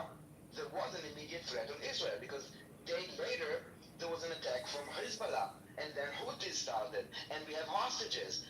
Comparing it to the situation between United States post 9/11, I think it misses many important things that makes the big difference. Well, I would say maybe why he was bringing it up, and I kind of briefly brought it up, is that I think like outside of Israel, probably similar to Israelis in Israel, there is. Look, you do get a lot of people that will be very outspoken and condemn, the actions of their current government. And war just happens to be one of those things that is highly divisive, and it's ugly, and you're always going to have people that protest and will Why weren't the Palestinians protesting Hamas, Pepe? Despite how justified it is, I don't think there's a way to have war without people protesting it and decrying how it's, innocent people are dying. I don't even know if that's possible. Right, and we have it in Israel as well, obviously. You have demonstrations in Israel against the war. I'm just saying that the world hyper-focus is not about morality, humanity, justice. I don't think it's any of this. I think it comes from a much more sinister place. Pepe, it's not like they took a vote in Gaza prior to October 7th. You know that, right? It's not a democratic terrorist attack on October 7th. Just so you know that when, I will let you speak. I think John wanted to say something, but just so you know that if you speak, you have such a bad mic that when you speak with others, we just hear like muffling. Just so you know. You're saying that of me? No, of a comedian. Gotcha. If you were, your indictment of the Western world and their state of morality based upon their position about the conflict and towards Israel. If you were an average person with an average level of education, how would you approach trying to understand reality in the conflict? A lot of time I think that if I would be like, I don't know, in Iceland, remote from everything, and all I see is the propaganda that I see still today, I would probably also be like, oh, free Palestine, Zionists are evil. Because it's being supported and legitimized not just by idiots on Twitter, but by, CNN and BBC that are publishing unverified stories, and the UN has like parts that are literally anti-Israel. It's not about being pro-Palestinian. The fucking UNRWA is based on the concept that Israel should be destroyed. I mean, those refugees, the Palestinian refugees, will be forever refugees per the UN until they are allowed to come to Israel, which will never be. So, yes, I will probably be also manipulated. And I will have to dig hard and do my own independent research, which hardly no one does. And I will probably also be brainwashed. Yes, totally. But it doesn't mean that it's true. It's optics, not reality. Do you think that in this most recent epoch, that the optics scenario, that the optics landscape is different than it was in the past? In the latest what? We'll just call it the latest era. Like now, I think a lot has changed. I think that one of the things that's changed is social media, obviously, that is being utilized, and I think they were preparing for this in terms of embedding themselves within universe. Like the day after 7th of October, there were already protests against Israel, blaming us for genocide. Okay, on 8th of October, it was orchestrated in a political way. I mean, Hamas, when they attacked Israel, they knew that they cannot defeat Israel militarily. When they took hundreds of hostages, including babies and children, they knew that Israel would come and get them. They knew that they would attack Gaza, and they knew that they're hiding in tunnels. Like they knew everything. They knew exactly what would happen. And they also knew that they would get the support of the international community. Because of like a picture of a dead child, obviously touches every person that has humanity in them. And if you strip it out of context, and you kind of hyper-focus on it, it paints Israel as the villain. I understand this. I don't agree with it. I think it's false, but I do understand why people are so emotionally charged. This entire war is based on emotions, not on facts. Well, emotions are fickle, and it's mob. Your description is a mob-like behavior, and I think that the pendulum swings in both directions. Currently, there may be an upswell of anti-Israel sentiment due to the optics landscape, but I also believe that things change quickly. Sometimes countries never come back from this level of unpopularity. You see, I don't ever question the morality or the logic or the justice of how Israel conducted the war. I have not one single criticism. I think every single dead civilian fight death. I have no for the way any soldier has behaved. I have no criticism of the way any officer has behaved. I question the political leadership, and I think the political leadership of Israel has done an ethical thing. They've done a retarded thing, and they have permanently damaged Israel's ability to continue in a going concern way. Whereas holding their fire, building a weapons stockpile for 2 years, having a bipartisan consensus for 2 years in America to double the military aid to Israel, right? Having Israel the world's best military with tons of weapons stockpiles, with political goodwill all over the world, okay, that would have been a much better path for Israel. So I have no criticism of the conduct of the war, but I severely criticize everyone that was stupid enough, in my humble view, every single person was stupid enough to do exactly what Iran wanted. It's as if the people in Tel Aviv and in Jerusalem, it's as if the leadership of Israel is a marionette being manipulated by Iran, doing exactly what Iran wanted in Gaza. I'm done speaking. I'm going to stay mute for a while. I'm happy to hear other people, but I don't want to hear the same tired debates that we've heard for 2 fucking years. I want to hear some new ideas debated. Hamas is not a proxy of Iran, Garfield. Like, yes, they're getting money from them, and they're getting support and help militarily, but they're not there, like, they're not doing their bidding. They just both hate Israel, so are the Houthis. And so many of the Arab Muslim world. Daniel, you really don't think there's coordination? Come on.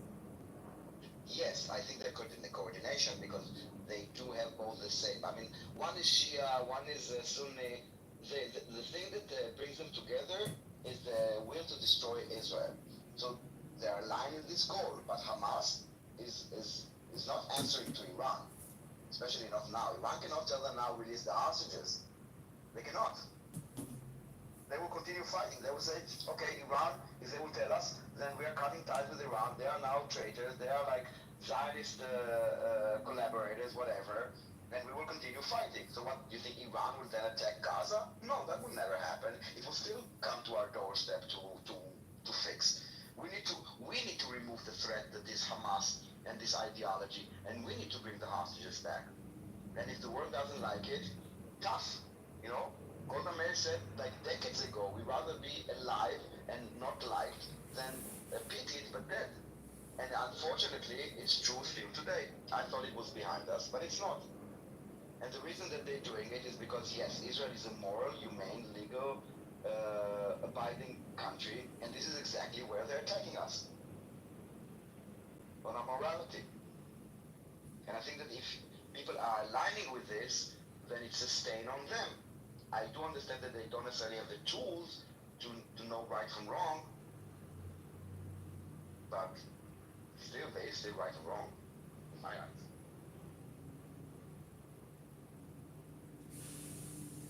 I think that position is very defensible. But I think what I hear Garfield saying, and I may slightly agree, is it the most expedient position to and mindset to have moving forward? What will it result in the best outcome for Israel? I think that you always need to look on the alternative. Garfield, I wonder whether if Israel had not vigorously responded to Hamas, what Hezbollah would have done. Might they have been encouraged to also attack? Sure. I mean, isn't the biggest deterrent of Israel being attacked knowledge of Israel's military superiority and America's military superiority? So, not responding immediately, does that change that at all? What do you know after October 7th? That was so, like, that was so egregious. Right? They just attacked random civilians. And what they did, they butchered them. You keep, every country there would be an expectation for them to react militarily. I mean, I would think most people would agree that's a given. I can't think of any country that would not respond militarily if they had the means to do so. Well, actually, I can give a precedent that worked really well for the country that held their fire, if you'll allow me to, Pepe. A few years ago in Bombay, the Muslim Pakistan sent a team of Muslim terrorists, and they conducted a massacre in Bombay that was very similar to October 7th. And I think very few people in America know about it, but you can Google it. The Muslims, yeah, so just allow me to finish. So the Muslims committed horrible butchery in Bombay. And all the hotheads in the Indian government said, we need a military response. And cooler heads prevailed. Smart people said, if we respond, we're going to lose the sympathy of the world. So let's have zero military response. Let's have absolutely zero military response and just try basking in the sympathy of the world for a year. And actually, there was never, ever, ever a military response. And there's a consensus in India that accepting the attack and not responding was the right thing. It worked out perfectly for India to not respond. So, when you say, please let me finish, I'm going to land my plane. When you say there is no precedent at all to having a brutal Muslim attack and just having no response, I point you to that. And everyone that thinks I'm exaggerating should read the history. I'm done speaking. What do you mean attack? Well, I just want to understand. Yeah, I will let you. I just want to understand him. Like, after the Bombay attack, who were they supposed to attack? You said Muslims. Who were they supposed to attack? Which country attacked them? And I just want to remind you, Garfield, just one sentence, and then I will give, Caleb wants to speak. Israel is absorbing a lot. The happening in Mumbai happened in Israel many times. Blowing up buses, blowing up discos, blowing up cafes. We don't respond because that is terrorism. What happened on 7th of October is not just a terrorist attack like Bombay or Mumbai, whatever they call themselves now. It's an invasion of a country, of a Gaza, into Israel, into their borders, like thousands of people, and taking hostages, and they are on our borders, like 10 meters away. You're comparing apples to oranges. If you want to compare Bombay, compare it to the many terror attacks that happened in Israel that we did not respond. Did we get any sympathy from this? No, we don't. Okay. So, I think you only have it half right, Garfield. That the half you have right is that there could have been deliberation, should we, shouldn't we. By the way, the war didn't really start until 3 weeks later. There was no real, right? There was delay.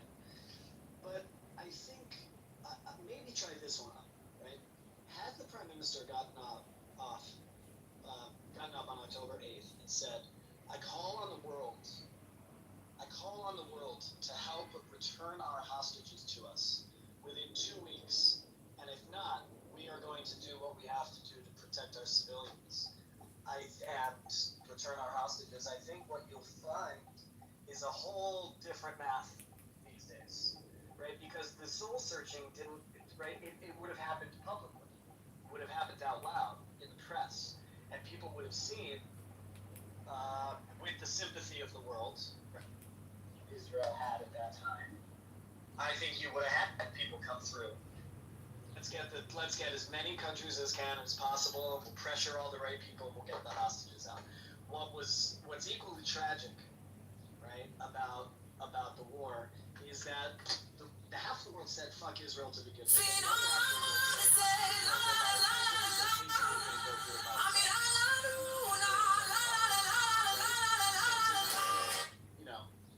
Heads I win, tails you lose kind of scenario. I agree with you, but let me expand on that for a second, okay?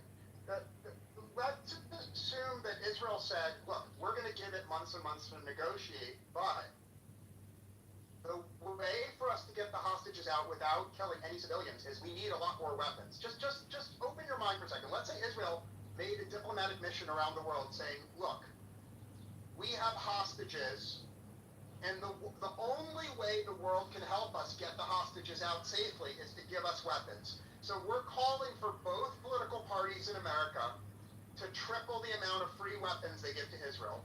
We're calling for our allies in Australia and in Great Britain. Every person in the world, if you care about the hostages, if you care about rescuing the hostages, give us free weapons, okay? Now, and I'm eager to hear people shit on me, but let me finish, okay? My view is in America, there was such political sympathy for Israel in both political parties, okay, that a special appropriation that shipped Israel an emergency weapon shipment, right? Israel could have had half the fucking U.S. arsenal of weapons gifted to Israel. That's how high the sympathy for Israel was. We are losing you again, Garfield. We are losing you. Garfield? Hello? We are losing you. I hope you hear me. Let's give him a few seconds. Garfield, are you in a tunnel? I don't know if you can hear me. He's in a Tesla. Meanwhile, I don't know if you're following X, but Elon Musk has accused Donald Trump of going to Epstein Island on X. They had a big falling out. They now hate each other.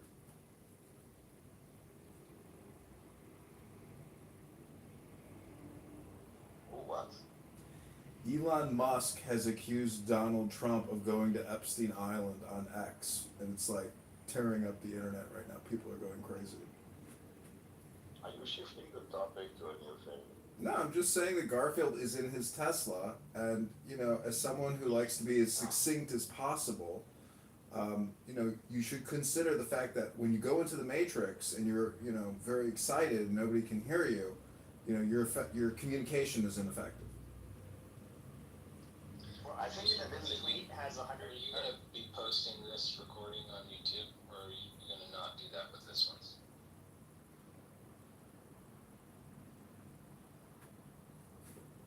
I take that you're gonna post this on YouTube.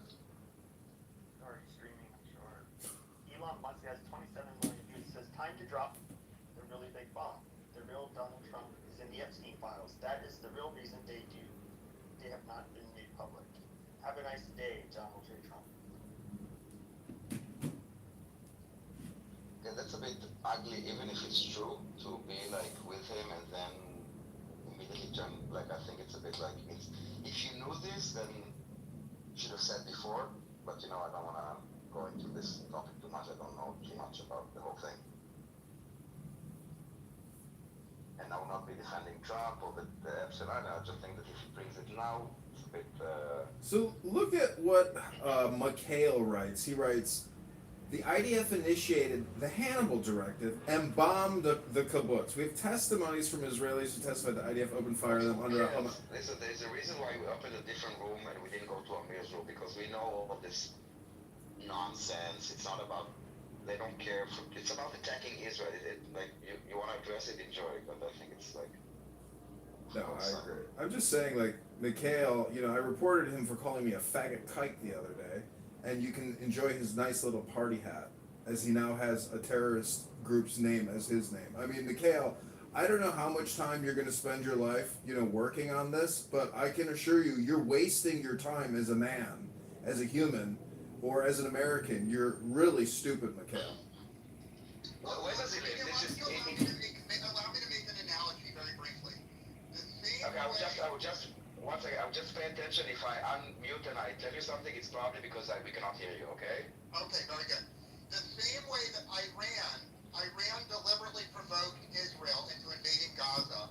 I think that the anti-Semites are provoking you into grounding them. You're giving them what they want by responding. Every time an anti-Semite or a retarded leftist comes in the room, just kick them out or ignore them. I think you're diminishing your room by giving a minute to respond to either the anti-Semites or the leftists. But that's just my view. I'm done speaking. No, I agree. We don't need to give them platform because it's not about having a serious conversation. It's not about having understanding the complexities of things. It's about just attacking Israel and using the Palestinians and the suffering of Palestinians in order to attack Israel. And Scooby, I keep on changing the name. I will call you Hubert, whatever. You keep on saying Iran, but Hamas is not a proxy of Iran. Hezbollah is, yes. And Hamas is not the only group that attacks us. We've been attacked from serious one, and this is where I agree with Caleb, where Israel did almost nothing, or if they did, they were very impotent, is in the media. There are basically two wars. Hamas doesn't fight us on the ground. They are fighting us on the media. Israel is fighting on the ground and ignoring the media. And that is a big problem. I 100% agree with Caleb that day one we should have said, we give Hamas exactly, he said 2 weeks, I would say 1 week or 3 days to bring the hostages back, or else.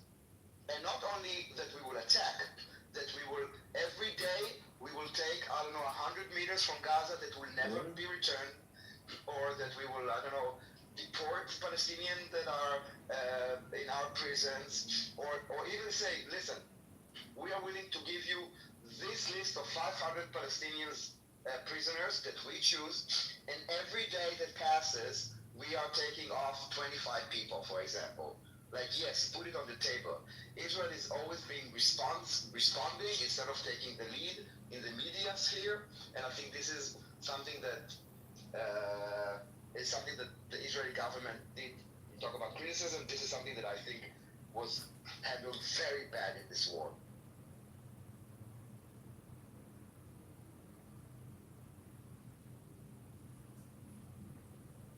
Has anyone ever heard of a good war? I've never heard of one. I mean, it's a racket, let's be honest. But what those bastards did on October 7th, they were looking to go to heaven on an expedited trip. And they got exactly what they were looking for.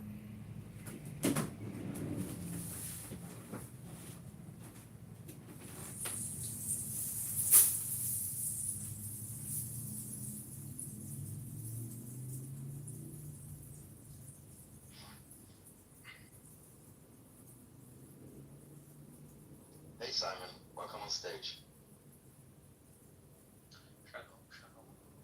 Shalom, shalom. Did you hear something that you want to respond to? Not necessarily. Feel free to do so. I'm just waiting for the dead women and children. So this dude, that the comedian you were referring to, the guy in the chat, Caleb, or well, not Caleb, Michael, whatever. Is he an American? Or like Yes, that? he is. So this is exactly what I was talking about. He's a Palestinian American. Okay, so I think this is what I was mentioning about the fact that this is also in this case an American problem, not just like him, an American supporting a genocidal terror group is a problem in America that they need to shut down. It's not Israel's responsibility. Yes, of course, him spreading like hate costs Jewish life at the end. Yes, we see it. We saw it in Boulder. We saw it in Washington, and unfortunately, it might probably happen again, and not just in America. This is a stain on those societies, not on us. It's something that they think that it's about Israel versus Palestine. I think it's way bigger than that. That's completely true, but it's another reason why Israel should not have invaded Gaza. I'll explain.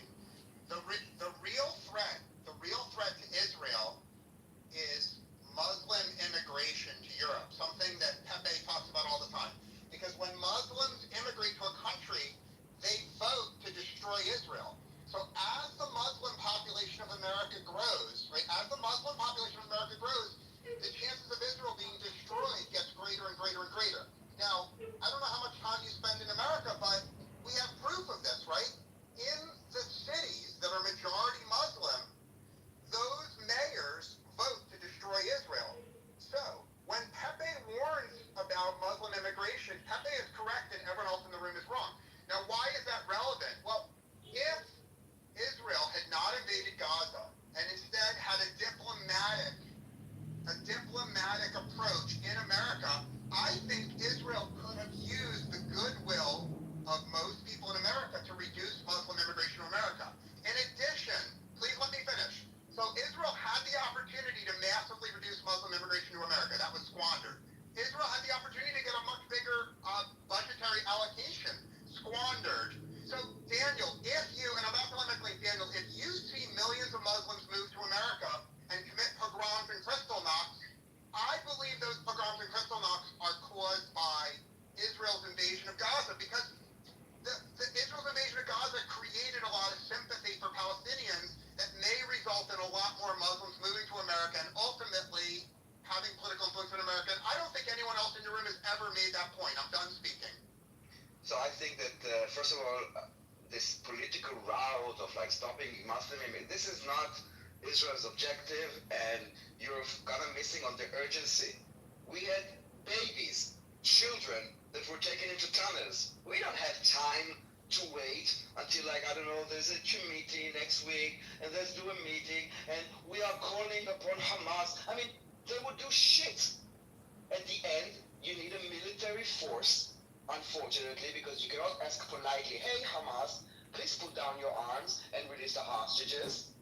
Because even now, after all this like craziness, they are still holding hostages. Do you think that condemnation of Western society will matter to them? I don't see it. And also, again, the urgency. 250 something people taken hostage, including babies and children, and people that are sick. You don't have time for this. And you have like a genocidal army that is saying we will do it again and again and again, and throwing rockets from the north, from the south, and from the east. And you're supposed to go to diplomacy while we're being attacked? It doesn't make sense. I think that you're looking at it as an American, where everything is like thousands of miles away with water and oceans between you. Not talking about that you can just walk into Gaza or the other way around. And give me an example where you have like 250 hostages, you don't even know what their face, including again, children. children, like young children were taken hostages. Over like almost 2 months they were kept there. You have to act. And also think of the people in Israel. There were like hundreds of thousands of people displaced from the north or from the south. You cannot wait. There was an imminent threat that Mumbai didn't have and the United States didn't have on 9/11. That is a big difference that I think that you're missing in your comparisons. Also, Daniel, even before October 7th, the Muslim immigration, certainly in Europe, had already taken place. That's a done deal. If anything, maybe because now they're feeling so confident, like this guy that they were talking about, this Mikhail, is an American citizen, on an American app, supporting terrorism. It's easier to weed it out, and I think that maybe now that anti-Semitism and all this jihad is gonna lift their head because they're confident, then maybe they will see that there is a problem. Both, like all the Western world, now I think is more clear of the problem than before. Because they are feeling more comfortable and they are doing intifadas on the streets and like wreaking havoc everywhere. So maybe it's gonna put, like, it was there, it was dormant, now they're all waking up, all those like sleeper cells, and so now everyone can see that there is a problem. So would you consider, he left, I would ask him if he would consider that, Scooby, do you consider maybe the option that this war actually exposed the issue that was kind of dormant until then?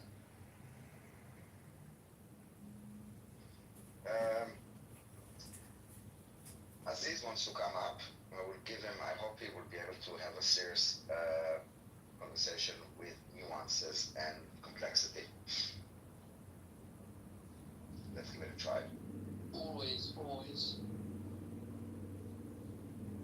You wanted to welcome on stage, Aziz? Yeah. You heard, I don't know how long you've been here, so I don't know what you heard, but you're welcome to respond to anything that you heard.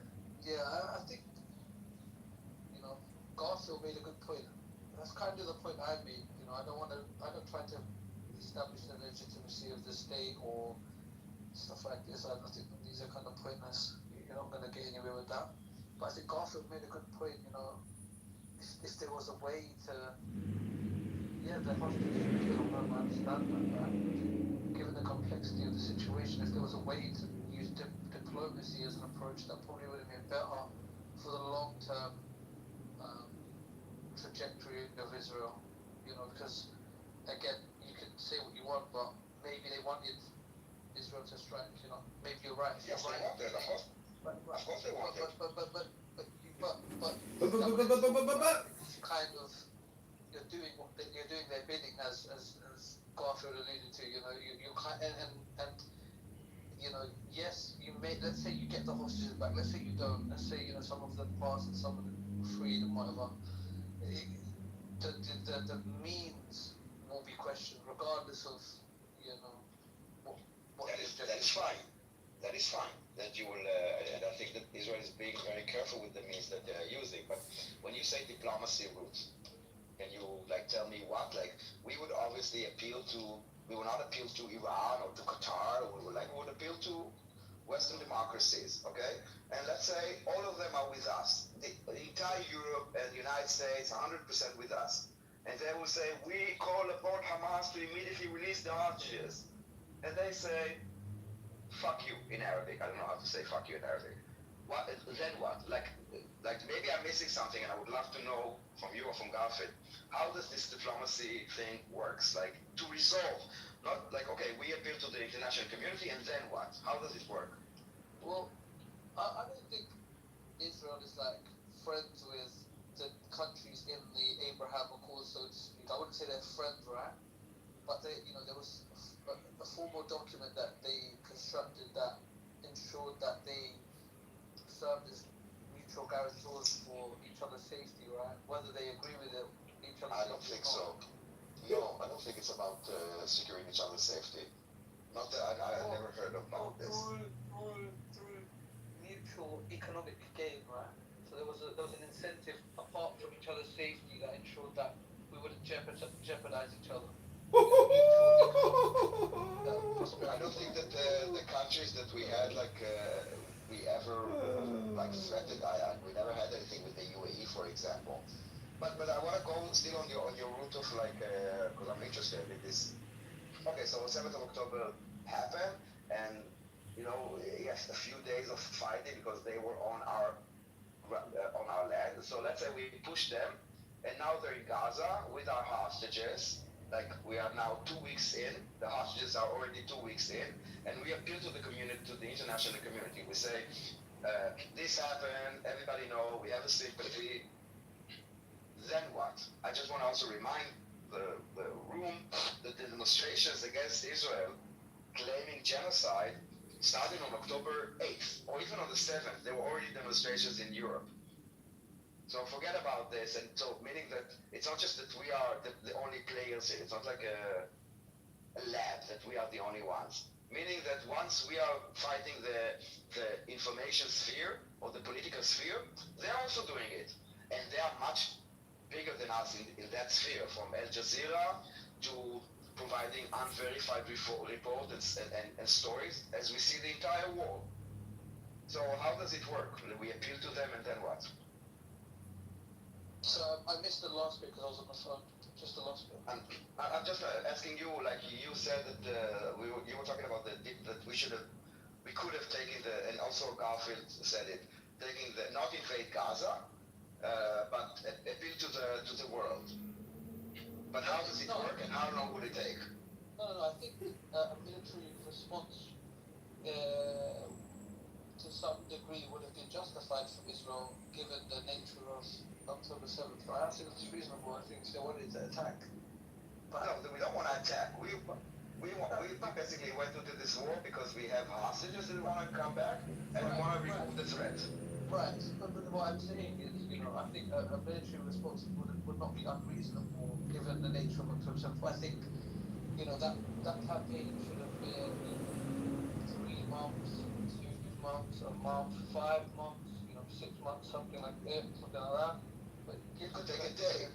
It doesn't matter. Like the objectives are there. What he was saying is that once Hamas knew that we would invade Gaza, and they knew that the public perception will change because we invaded Gaza and there are people dying there, because even in the military response that you're talking about, people would die. And as I said, the perception started shifting on the same day. They're already pushing for it. And I'm trying to understand, okay, so you said immediate response, but how do we get the hostages back, and basically this is what we want, okay? Not a single person could die. And I agree with Caleb that said, we should have said, like, Hamas, you have, 24 hours to bring them back, or else, or a week, or I don't know what. Or to even say, every day that passes, we will take 100 meters from Gaza that will never be returned back. For example, because territory is something that, because they don't care about people, they care about territory. Even that, I think I don't agree with that approach, but even that would have been more suitable. I think maybe a military campaign. So let me challenge it. Let's say that this is what we see. Because I think exactly. I think that they would say, Israel is using this to expand and colonial, imperialist, yada yada yada. Like, we know the story. Like, tell me, what could Israel do to achieve the objectives of the war, which I hope that you agree with, returning all the hostages and removing the threat that is Hamas? How could we have achieved this in a way that we are not perceived as like whatever you guys are saying for like 18 months? Like I said, but it will, yes. On October 8th, I think you're dignified in responding. I think a month down the line, still they have the hostages, even 3 months, 6 months, whatever. But I think 20 months, we still have hostages. Right, I understand that, but how many of the hostages came back firebombing? The number is 0, right? So it was. No, actually no. Actually, all of yes, but that's sweet. The reason that Hamas were willing to exchange was for a ceasefire, right? The longer the ceasefire, we got hostages. When they stopped providing hostages, the ceasefire ended. So the ceasefire, in order to have a ceasefire, you need to have a fire, right? You're saying that it has nothing to do. The deal was about a ceasefire deal that is basically pressuring them to do this. No, I agree in the sense that there should have been some military backlash. I'm not saying that, and I think that's what would have been the precursor for negotiation.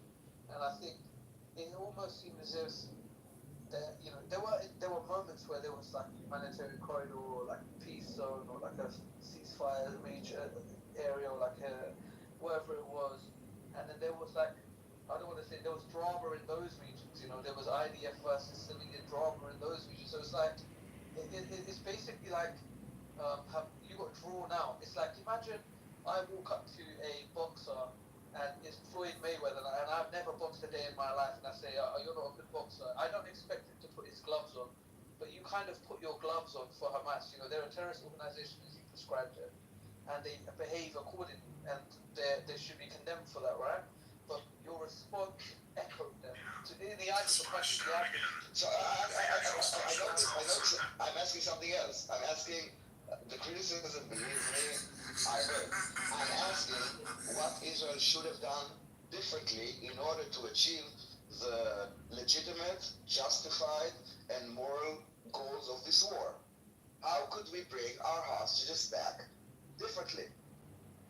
I think that you should open the stage to another point of view, respectfully. Well, hold on. Let him.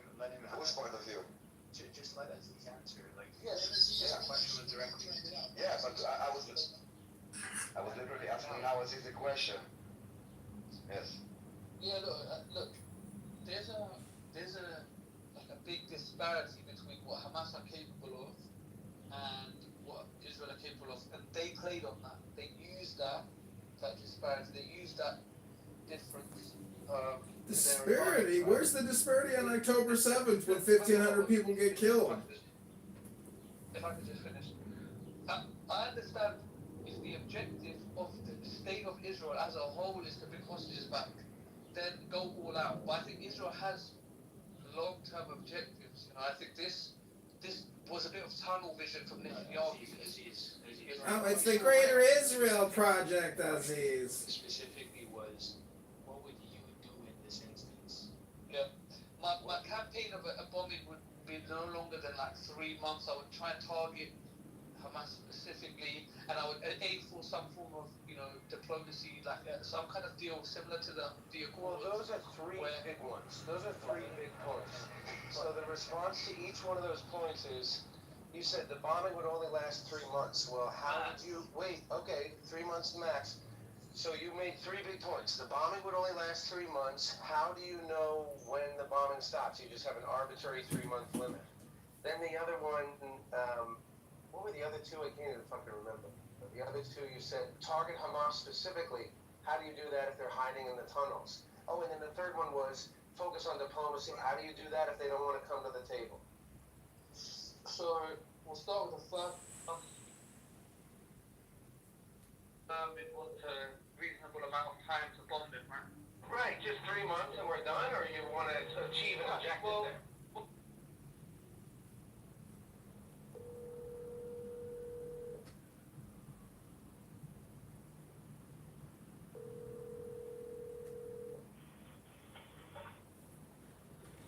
Hey, can I place an order for pickup? Can I get the incredible chicken sandwich with everything? Yep. And a slice of cheese, that's it. John, yeah. Okay, thanks. See you soon. Bye.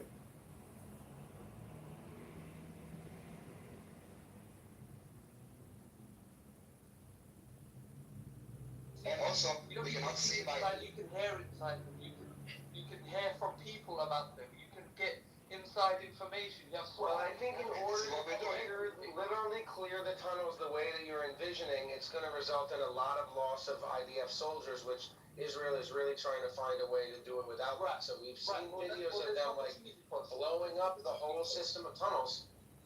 But this is it. This is the problem. This is the opportunity cost. This is the price you pay for not taking that approach. This is the price you pay for not making the soldiers fight the soldiers. They are fighting the soldiers. They are fighting. Listen, Hamas is... I mean, but the reality is, you need to face reality, okay? And the reality is that Hamas is embedded within the Palestinian culture and infrastructure, okay? Meaning they are using, I mean, you can call it talking points or whatever, but that is reality, and this is like a reality room. They are using hospitals, they are using schools, they are using hospital masks, they are not using uniform, and they are hiding behind the civilians. Yeah. So do that. Right, but this is the thing. Destroy everything, right? But this. Jack, sorry, hold on, everybody. Jack, this is a serious conversation. It's not a, like, so now Aziz is speaking, and if you wanna... That was it. Oh, okay. Gotcha. Yes, like, because, yeah, exactly. Like, keep your propaganda. We're trying to have, like, you can go to our newsroom. We're trying really to have, and we had, I'm sorry for you, but we had like an hour, more than an hour now, for like a serious conversation, and even Aziz, that is not on my side, and I know that he's on my side, is getting permission to speak freely, Yeah, but we are not, but we are, been a good okay, so that's why so let him speak. Okay, so let him speak. I was, okay. Yeah, no, I was saying, where was I? My friend, and They're in the tunnel. and then I was, Yeah, the 3 points. Yeah. and then I told you about how Hamas is embedded.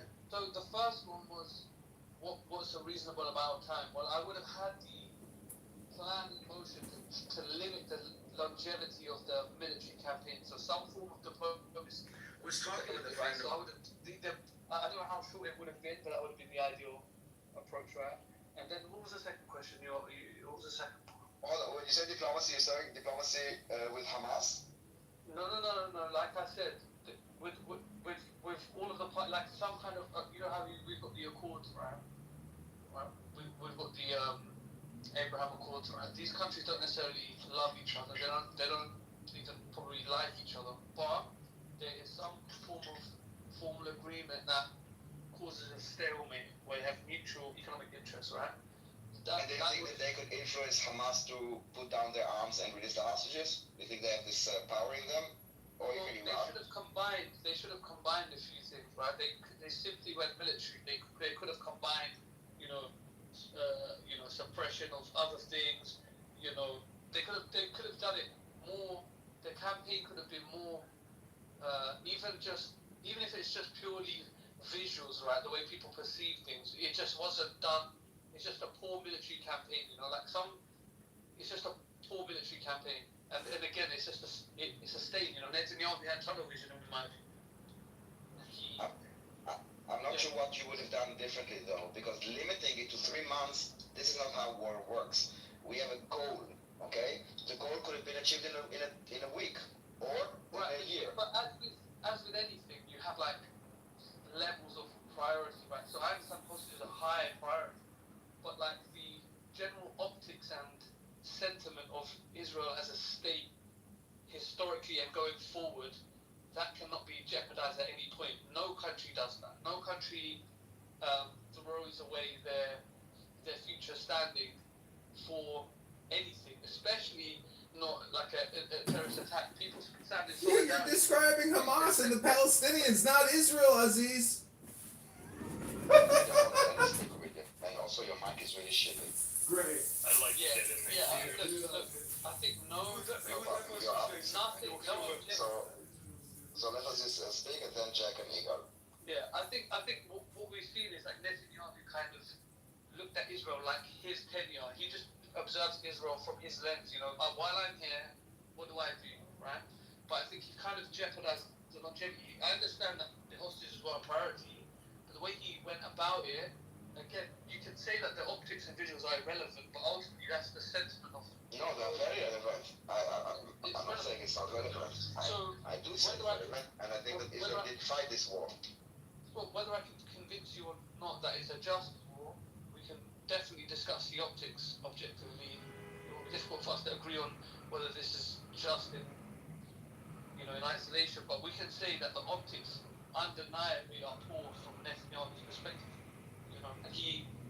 Undeniably. So if we're just talking optics and the way people perceive it, he shot himself in the foot a little bit. That's just my opinion. Yeah, but you didn't really answer my question, but I will move to Yeah, we can my move. question I was asked the this. second part. I didn't know the second part, so So you'll be back, no problem. Jack, you wanted to say something? Yeah, I'll make a couple comments about the conversation you guys just had, and then I want to ask a question. So the first thing is, I think, I don't know, it seems like at least most people in the world have a bad view or a more negative view of Israel now than they did pre-October 7th, right? That's my view on it. You guys feel free to disagree. You are right. No, we agree. Okay. I think. I agree at least. Okay.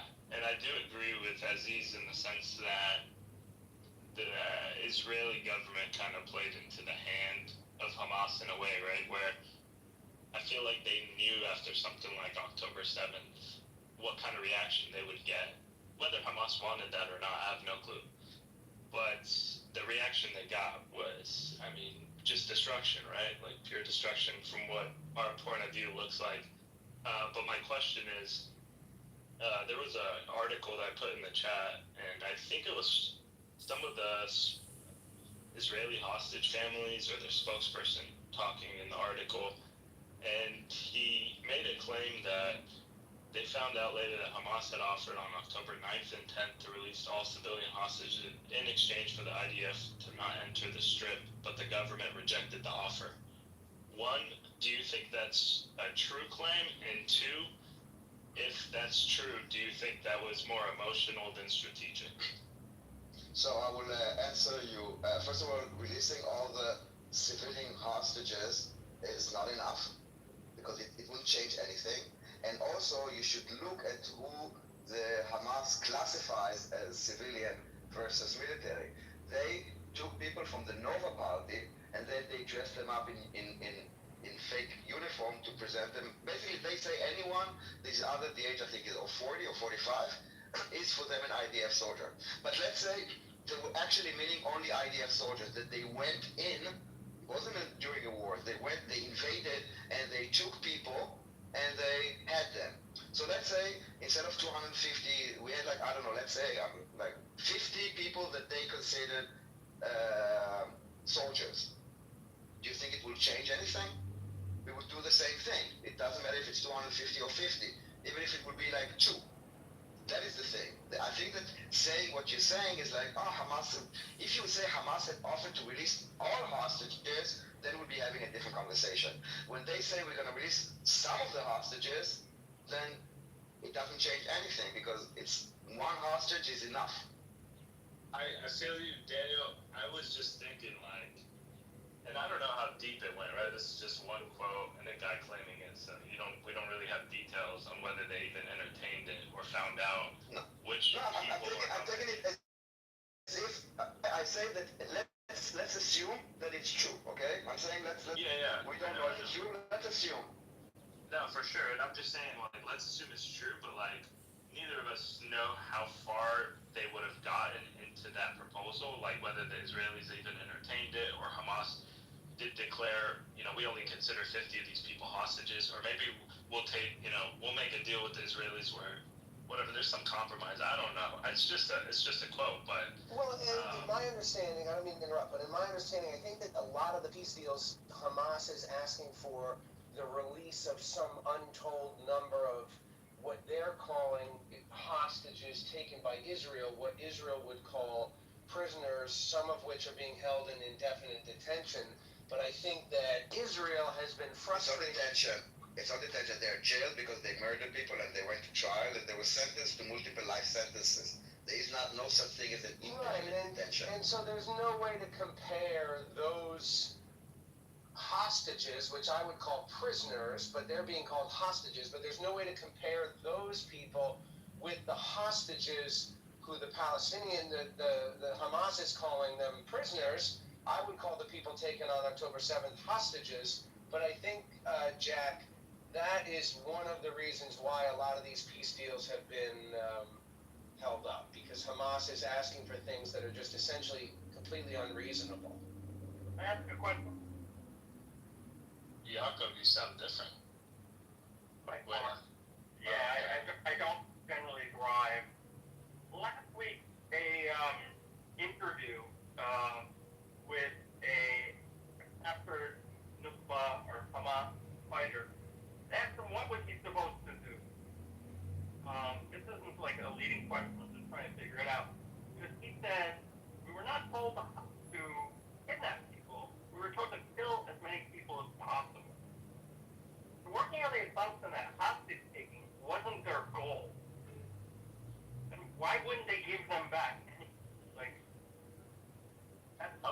plan to do that? I'll give you my take, Jakob. In my view, this is just my opinion. I think their original plan of whatever they planned to do on October 7th probably went way further than they expected. And I'll be honest, I think the statement you're talking about was that a guy who was caught by the Israelis and this was like an interrogation video or something. I mean, he didn't look stressed. He wasn't He was in prison or something like that, right? He was across the desk and someone was speaking to him in Arabic, and it aligns with other statements that other people that I'll use your word interrogate, because interrogate could be asking questions and it could be enhanced, and I don't think that was applied. They just asked some questions. These people were happy to talk. I'll be fair. I'm pretty consistent with this. I don't really take those statements as. I'm not saying it's not possible that that's everything he said is true. It's very possible his orders or his battalion's orders were let's go kill people or whatever. But I personally, I say any video Hamas releases of their prisoners or hostages that say, Netanyahu, you piece of shit. Those to me are more propaganda, or I would say I can't really trust those statements 100%. And I take that for the Israeli hostages and the Palestinians, right? That's how I personally operate. But it's possible. You never know. If these guys just were told, kill these people.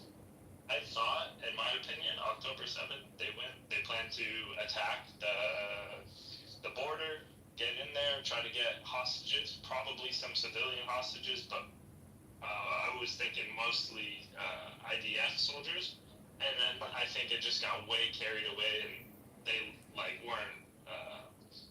From what I read, it just kind of went crazy. The original plan was to get to.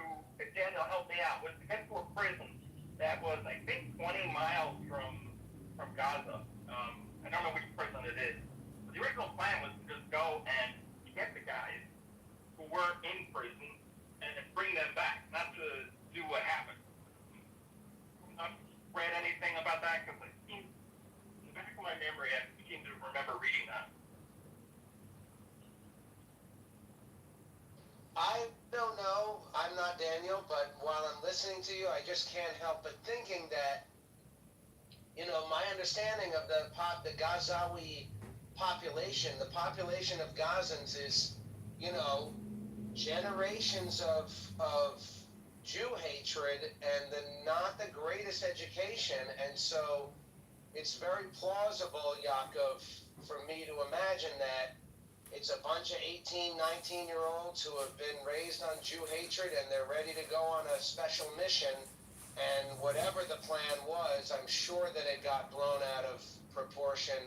I'm sure they got carried away in one way or another. Yeah, fair enough.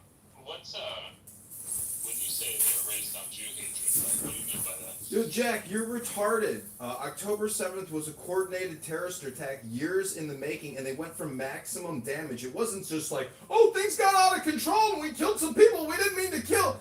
You're minimizing a major military operation that was planned years in advance and resulted in 1,500 plus deaths and destroyed all of Gaza, Jack. It wasn't just some fucking walk in the park oops, we made a mistake. It was a sophisticated, coordinated event where they trained and they had tons of intelligence. They flew in with fucking paragliders, for God's sakes, Jack. You're minimizing October 7th. I'm not saying they didn't plan it for years. Wait, real quick, just real quick, I swear. I'm not saying they didn't plan it for years or that it wasn't an organized attack or anything. I'm just saying things like maybe the music festival. I'm not sure if they knew that was going to be there for 5 years and they were, let's attack this. I'm just giving you my opinion. I have no fucking clue, just like you. That's a wrong turn. They got lost and they stumbled upon it. I think both can be true. I think the comedian is correct that it was a part of it was obviously had to have been planned for years. But I think that the general narrative that what most of us have heard is that some parts of it, that they didn't hear about the music festival or they didn't know. I mean, who fucking knows though, Yeah, I really don't know. Palestinianism, though. That's a new term people are gonna start calling this. What is Jack, that? I wanted to answer your Jew hatred and the hatred of Israel. Listen, Yaakov has a really bad mic, but let him. Yaakov, you have a really bad mic, so I'm trying to help you out. I'll be home in a moment, but in 2016, I was teaching. It was my second to last year of teaching. And we got a copy of the UNRWA school book. And I have a detailed 188 page or 198 page, Jack, I'm happy to send it to you. It's online, you can read it. It's a page by page. It's the curriculum for, I think, grade. I have a copy. I was teaching math, 5th grade. One of the questions I remember to this day, 2016, UN written school curriculum was a word problem for subtraction. And it said the following: if you have 6 Zionists in a room and you want to have 2 Zionists, how many do you have to kill? The answer is 4. It's picking words and then putting everything together and mathematically doing a very simple operation. Have you got proof of this? Like, have you got proof of this? It's all over the internet. There's a report. For me. There's a report. You can. First of all, Yaakov, I would love it if you could send it to me. I would love it. But Yeah, I was gonna say that too, please. there's a report. You can Google. Hold on. Let me be clear. 2016 was a document that I got from another speaker. I don't have it online, but I saw a full analysis that was done, I think, 2 years ago. I'll send it to Daniel and Jack. Send me a message in the back channel of how I can send it to you, Telegram or whatever. Yeah.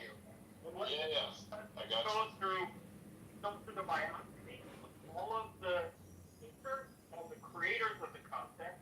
Many of them were Hamas fighters or ideological.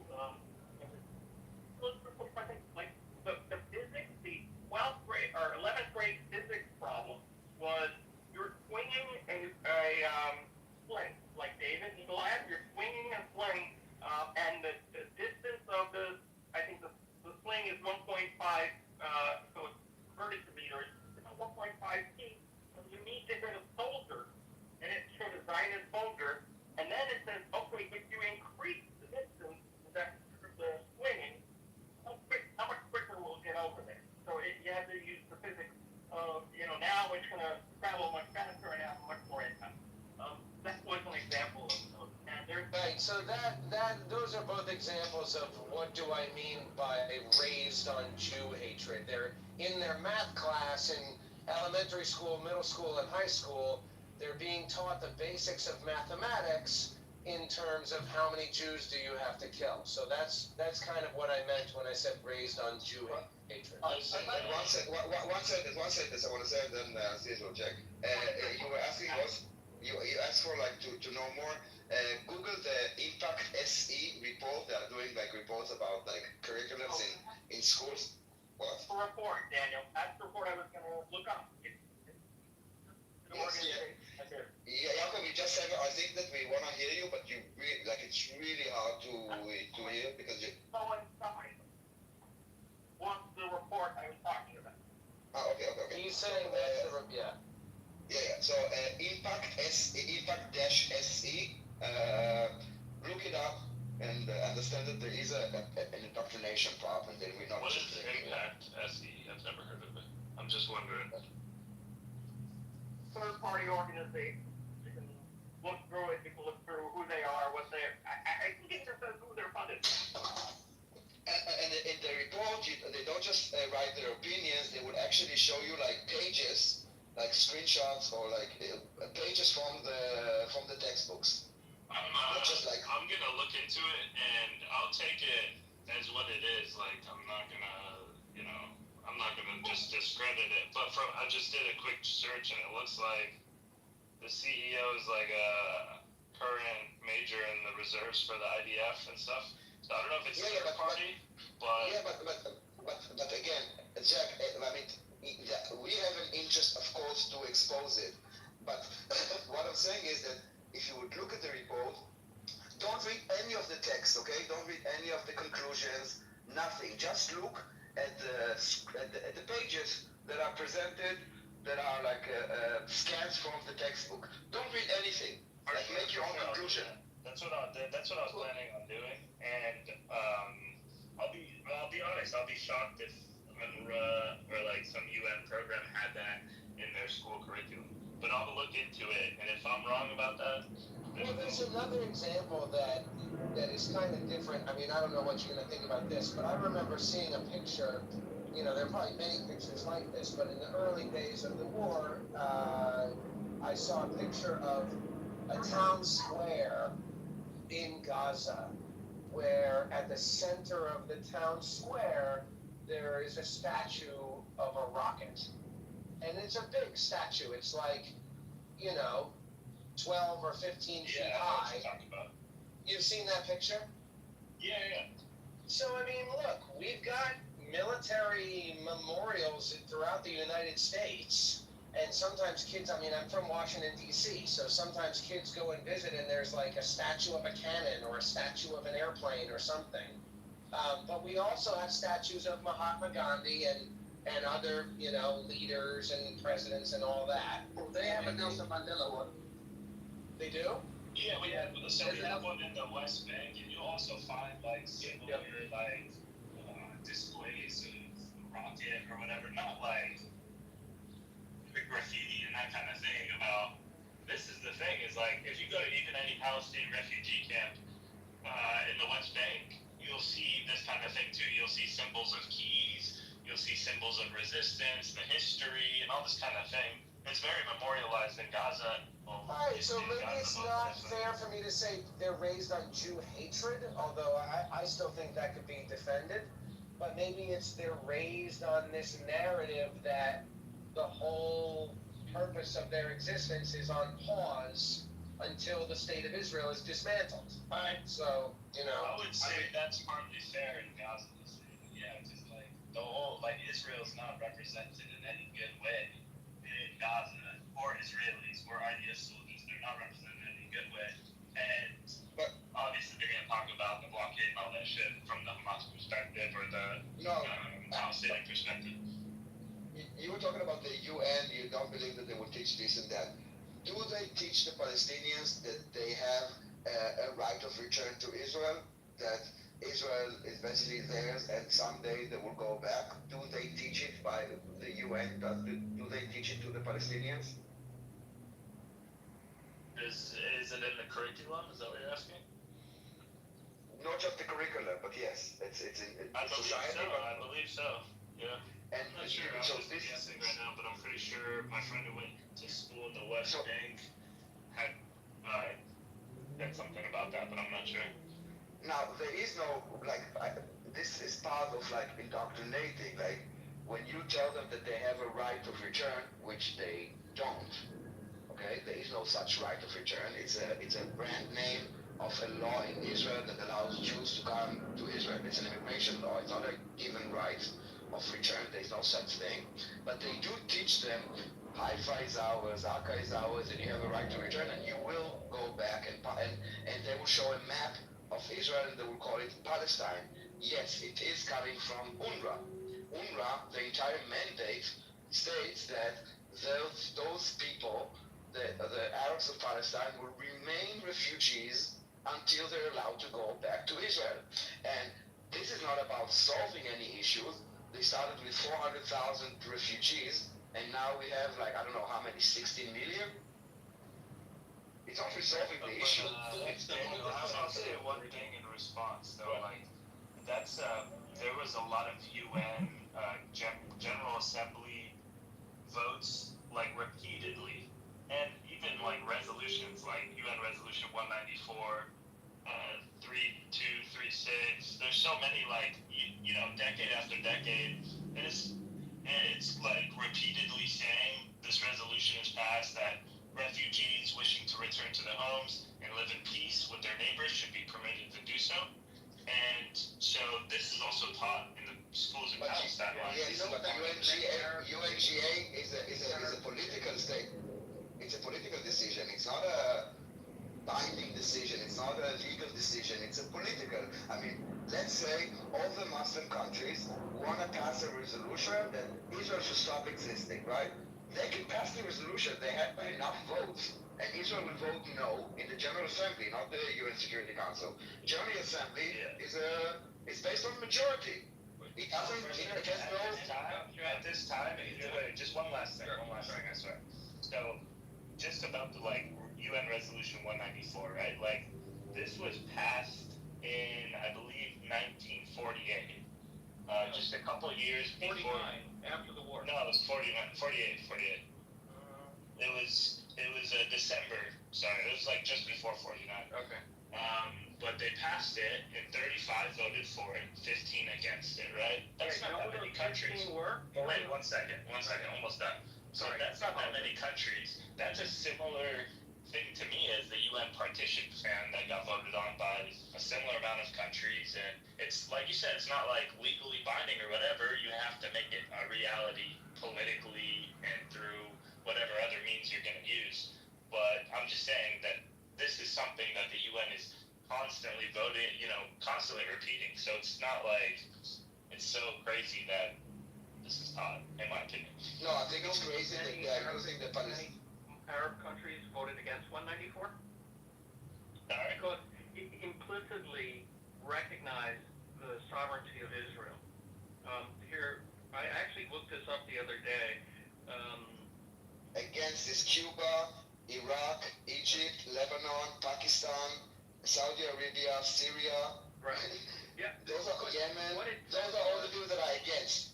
Right. Because it said they have to be able to move back, which, okay, sounds great, and live peacefully amongst the country or something. The wording implies that Israel would exist. So they're like, no, this isn't good enough. So they were like, no, we're going to vote against this.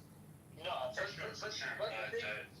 Yeah, sorry to cut you off. I think the thing is, this is still kind of trivializing it, because I could sit here and give examples of maybe organizations that swing towards Israel. That doesn't necessarily prove any points. It kind of alludes to the fact that you could twist anything any way, right? But ultimately, that example, Zach mentioned the Jew hatred. He kind of backtracked on it, but I want to just speak on that. Because the reality is, they're not simply just hating Jews because it's in their periodic table or whatever. It's like there is a conflict, and I'm not saying they're right to hate the Jews, but the reality is it's trivializing it and simply saying, well, these people are educated to hate Jews, therefore they hate Jews. There is more of a greater, wider context as to why they may feel that way, and the same applies for the Jews. In Israel, they may feel an animosity towards the Arabs, and they may have a lived experience that justifies that approach, but if we trivialize it to, oh, well, this organization is teaching this, I don't think that addresses the core issue here. That there is What is the core issue? I mean, when the Houthis says, when the Houthis say, curse on the Jews, it's not anti-Semitic. When the Hamas charter from 1980 until 2017 was talking about annihilating Jews, or when the Hamas leaders go on TV and say, Muslim world, you can all take a knife and slaughter a Jew next to you. That is not anti-Jewish, anti-Semitic. But this is the thing, again, it's trivializing it, right? I can sit here and name 6 people that is the equivalent but flip side, Give me one. So I can talk about the Ben Gavirs, the Smotrich, and some of the cabinet, the statements that they made. I'm not going to list them, but the point I've made is that it's not part of our education system. But hear me out. I mean, that's more dangerous. I mean, kind of is, but we can talk about that later. Right. But the point I'm making is I'm not. If I say the word, oh, this is Muslim hatred, and I give examples of where it's built into systematically built into certain things, or the leaders feel a certain way, that is trivializing it. There's more of a wider context. You will argue, you will say no, but yes, they hate the Palestinians, but this is why. So you're affording yourself a luxury that you're not affording them, a contextual luxury that you're trivializing their approach and you're still manning yours. I think that's the problem. Let me ask you this. I don't know if you're a Muslim or Christian or whatever. Let's assume that you're a Muslim. if you go to Israel, do you think that you'll be safe? And then I would ask you the same if I would go to, I don't know, any of the, from Gaza to the Palestinian Authority to even Egypt. Do you think that I would be safe to be visibly Jewish? Right, but what you're doing is giving examples of unstable Muslim countries and comparing it to a stable Jewish country. I mean, that, if I was to give it a more appropriate context, I would give, because if you look at Afghanistan or Syria, these are failed states, so I would have to give an example of. No, I was talking about, I said Egypt. It's not a fair example.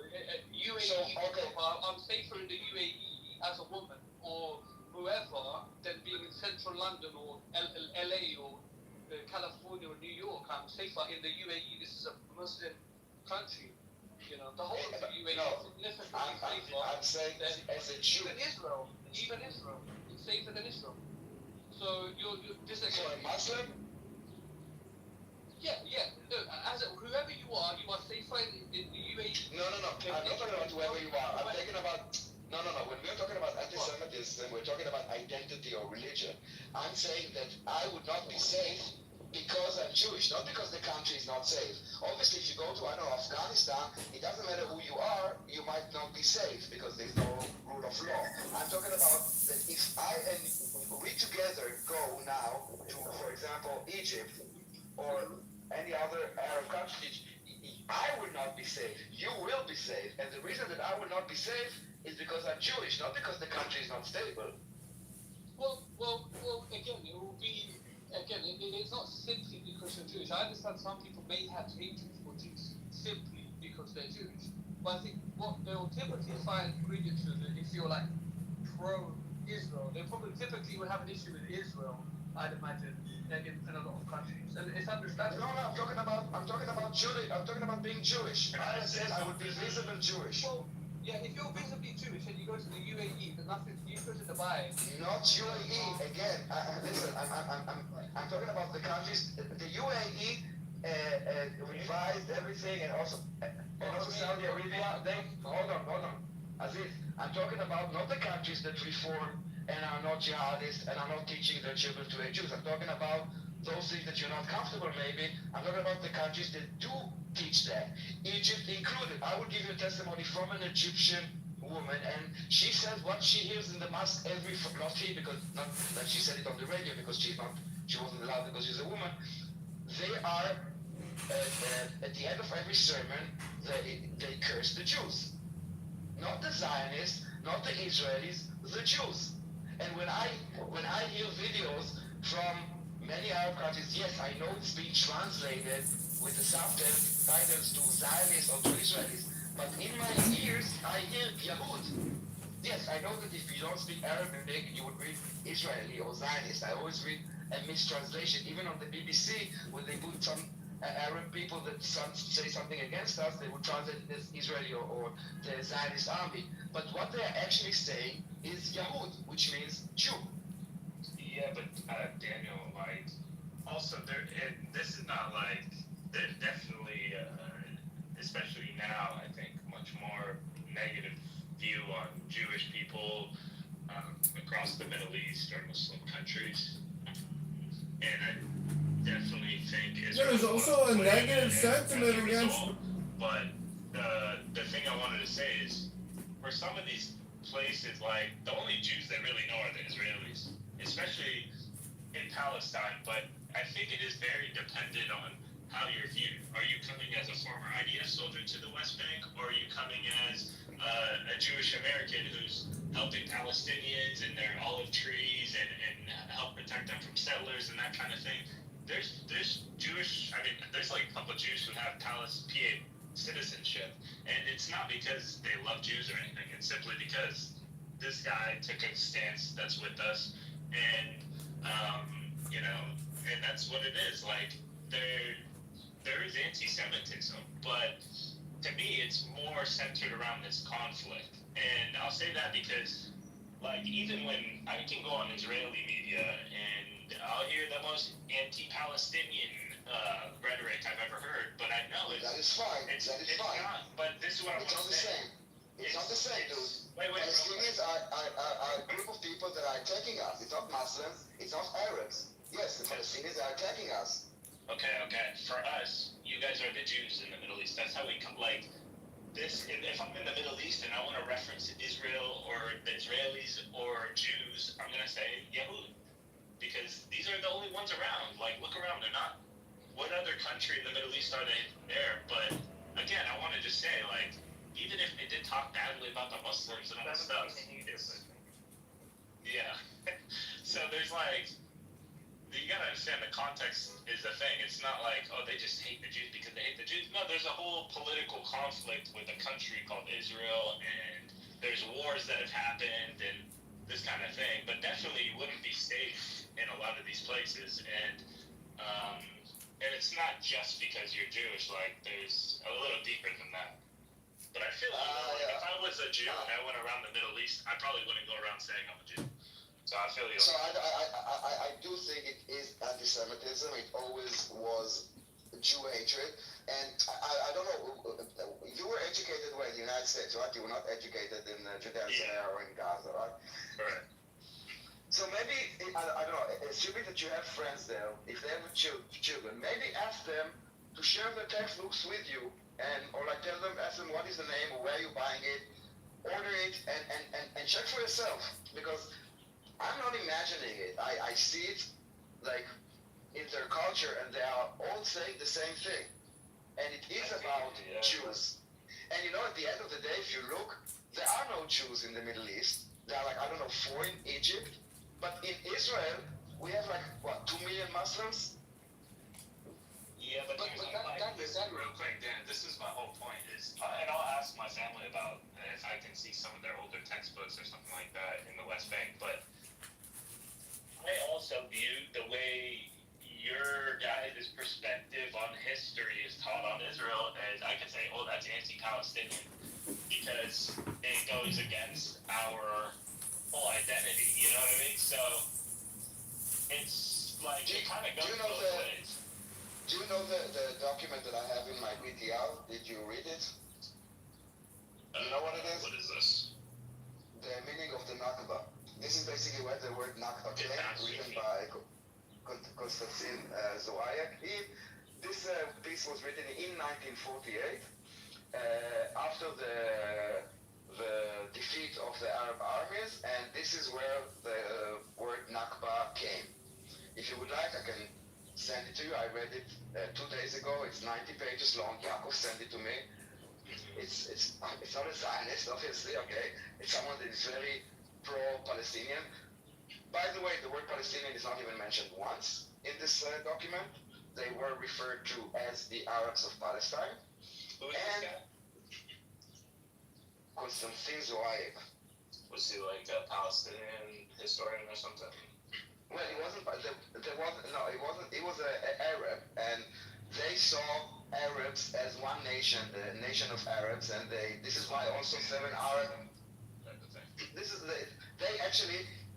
There's a quote that I will give you now. Also, if we're on this topic quickly, this is from the PLO.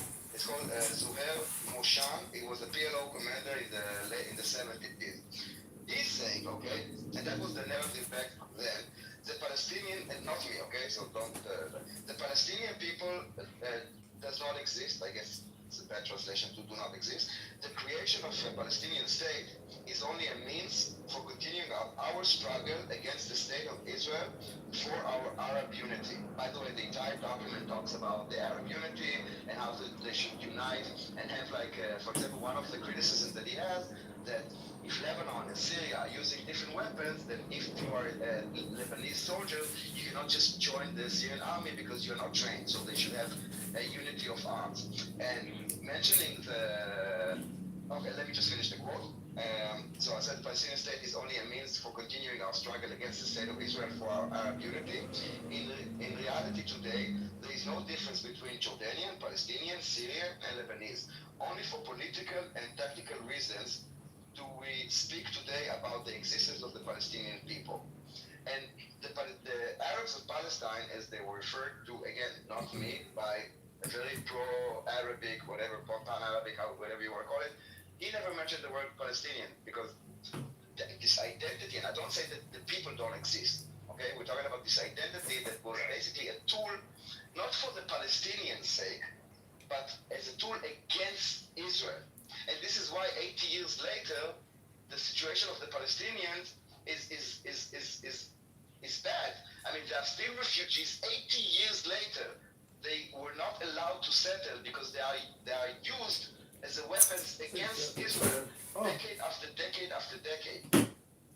So what I'll say is, this guy seems like an Arab nationalist, right?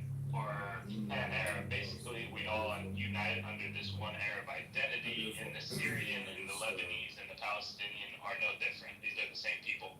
In some ways, he's right. But because for the longest time, this was Balad al-Sham, this was Greater Syria, whatever you want to call it. This wasn't like a bordered place. This was pre-Sykes-Picot kind of thinking in my head to basically put these borders and separate these people and say, you guys are Lebanese, you guys are the Israelis, you guys are the Palestinians, you guys are the Syrians. A lot of Arabs in the region just saw as an undercut, right? So like when they cut these borders out, wait, you're taking part of this Arab land or this whatever land, and in some ways, again, the guy's right. The difference between Lebanese people, Syrians, and Palestinians is not so much, other than like whatever France was colonizing Lebanon for a bit. So in some ways, it's true. If we all had a preference for a lot of people, there would be no Palestinian identity, no Palestinian state, no Lebanese state, no Syrian state. These would just all be Arabs, or we're all united under this one thing. And I think he's right from that perspective. But I think that's a bit outdated. This is like kind of the Gamal Abdel Nasser kind of. Oh, this is 1948. It's as outdated as it can be. I'm just giving the perspective of the way that it was seen back then. A lot of for some people, it was seen like that, for sure. Definitely. It still is. I just think it's an interesting read just to see the perspective back then of how, because sometimes it goes into really small details. So it's just about the communication that they get during the war and what they like. It's just interesting perspective. Like, I mean, it's not my how do you call it? Not my side or whatever. But I like to understand like the mental, the mental state of the. It's really hard to look back and because what we try a lot of times is kind of to project the way that the world right now, even the word colonialism, okay? I mean, I hope that you know that the word has changed meaning from back then to now. Even nations, I mean, back then Arabs were like tribal. They didn't have the concept of nations. They were like tribes, living on their land, living their life. Yes, exactly. We had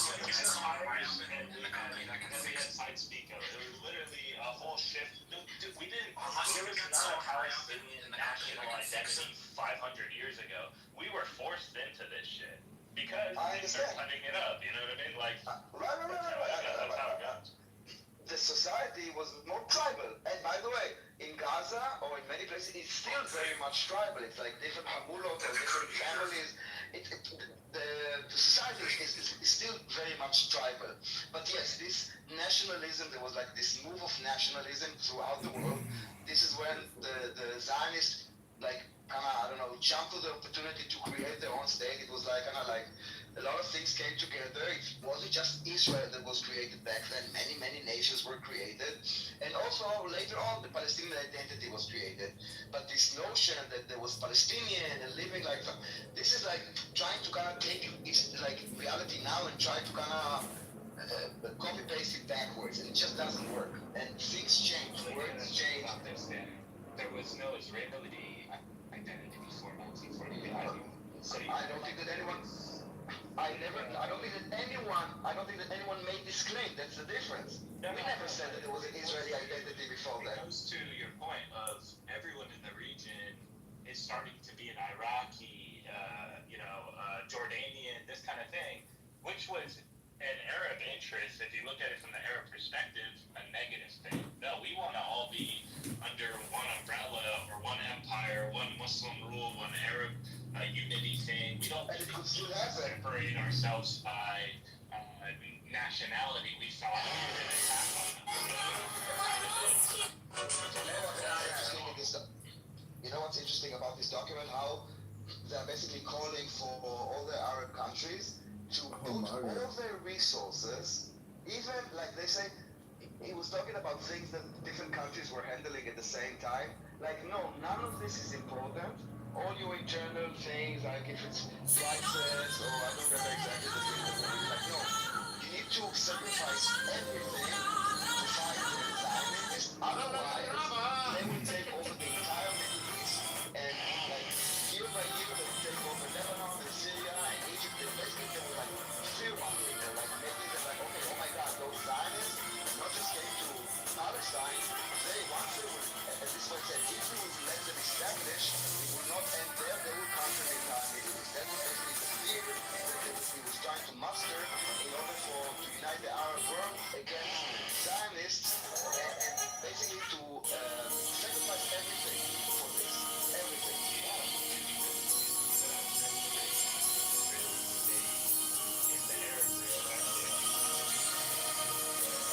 Right? Like, that is, and by the way, if there was a Jerusalem or a British, state, like anything that other than the Arab unity is an attack. So it would. I don't care who is doing better than enemy in the region automatically. But do you think that it's still legitimate, like this notion that being taught to Palestinians, like, hey, you should sacrifice your life, you will die, you will get born and die as a refugee, and we need to all destroy Israel. Like, you are a Palestinian or Palestinian heritage or whatever, right? Yeah, my dad's house. Okay. So do you really honestly believe that this is something that is worth fighting for? Do you actually believe that this is something that could be achieved, like the destruction of Israel? I'll say this, dude, and this is my honest opinion. The Palestinians that are refugees in countries like Syria, Iraq, Jordan, Lebanon, it's been decades. Those countries should provide a special status, special ID for them where they get all the full rights, but still acknowledge their Palestinian identity. Why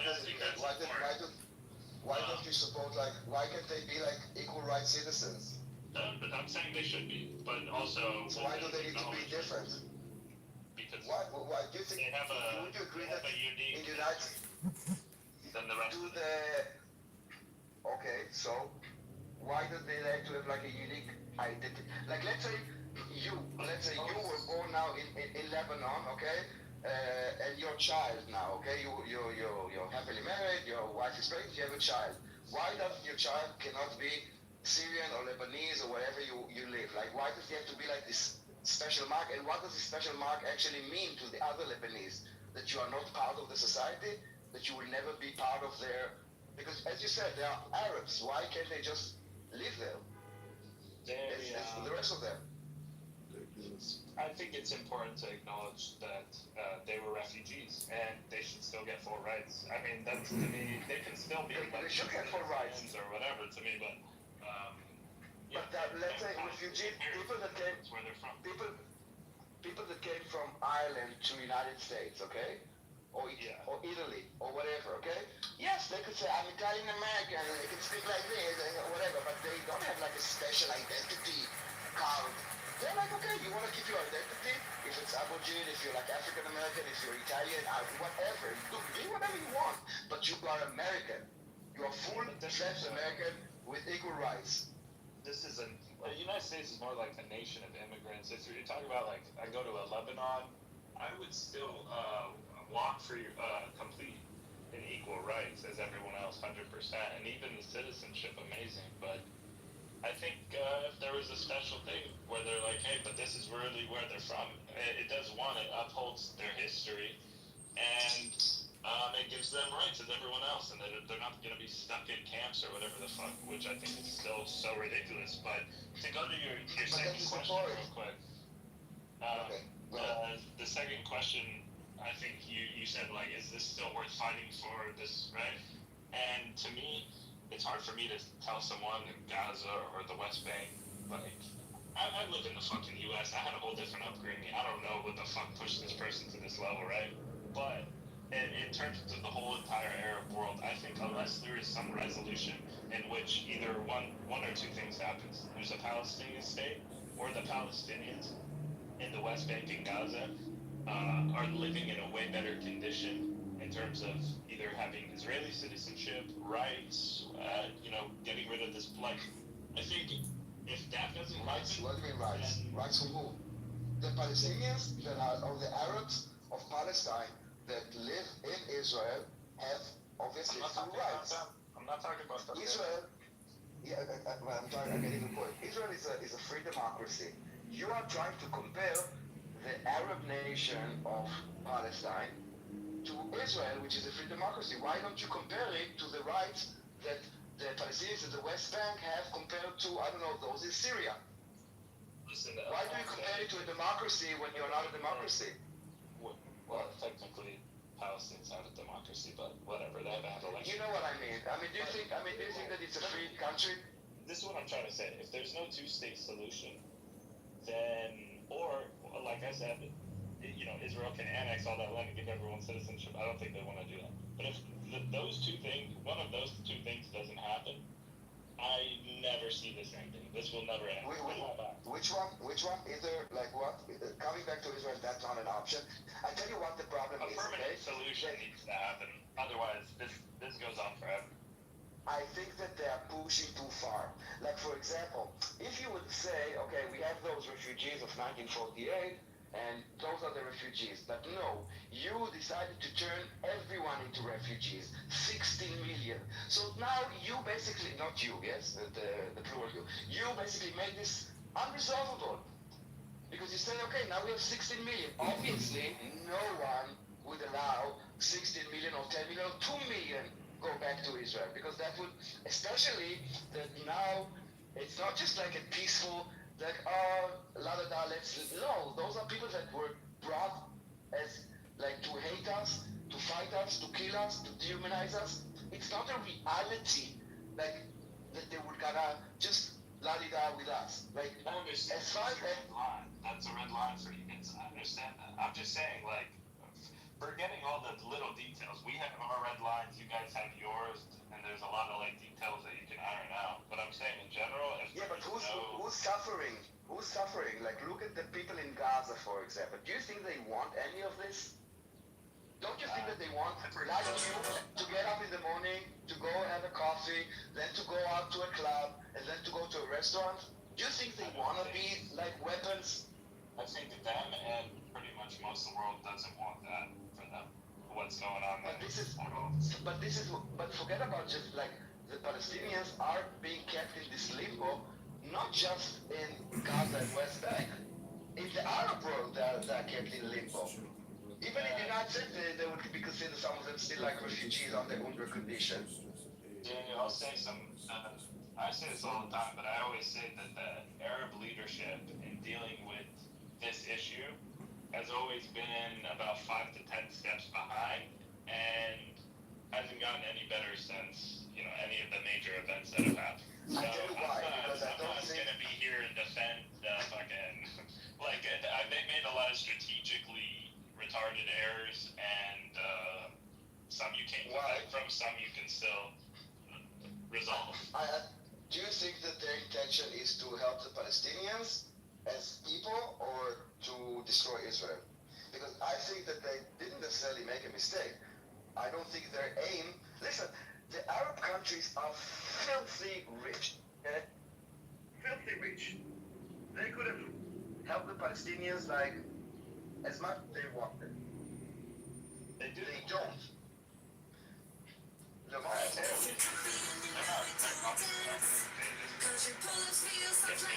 talking about, again, I'm talking about, this is where I'm putting maybe the difference. I'm talking about helping the Palestinians.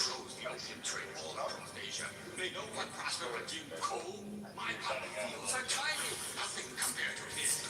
Well, at least I'm entitled to my piece.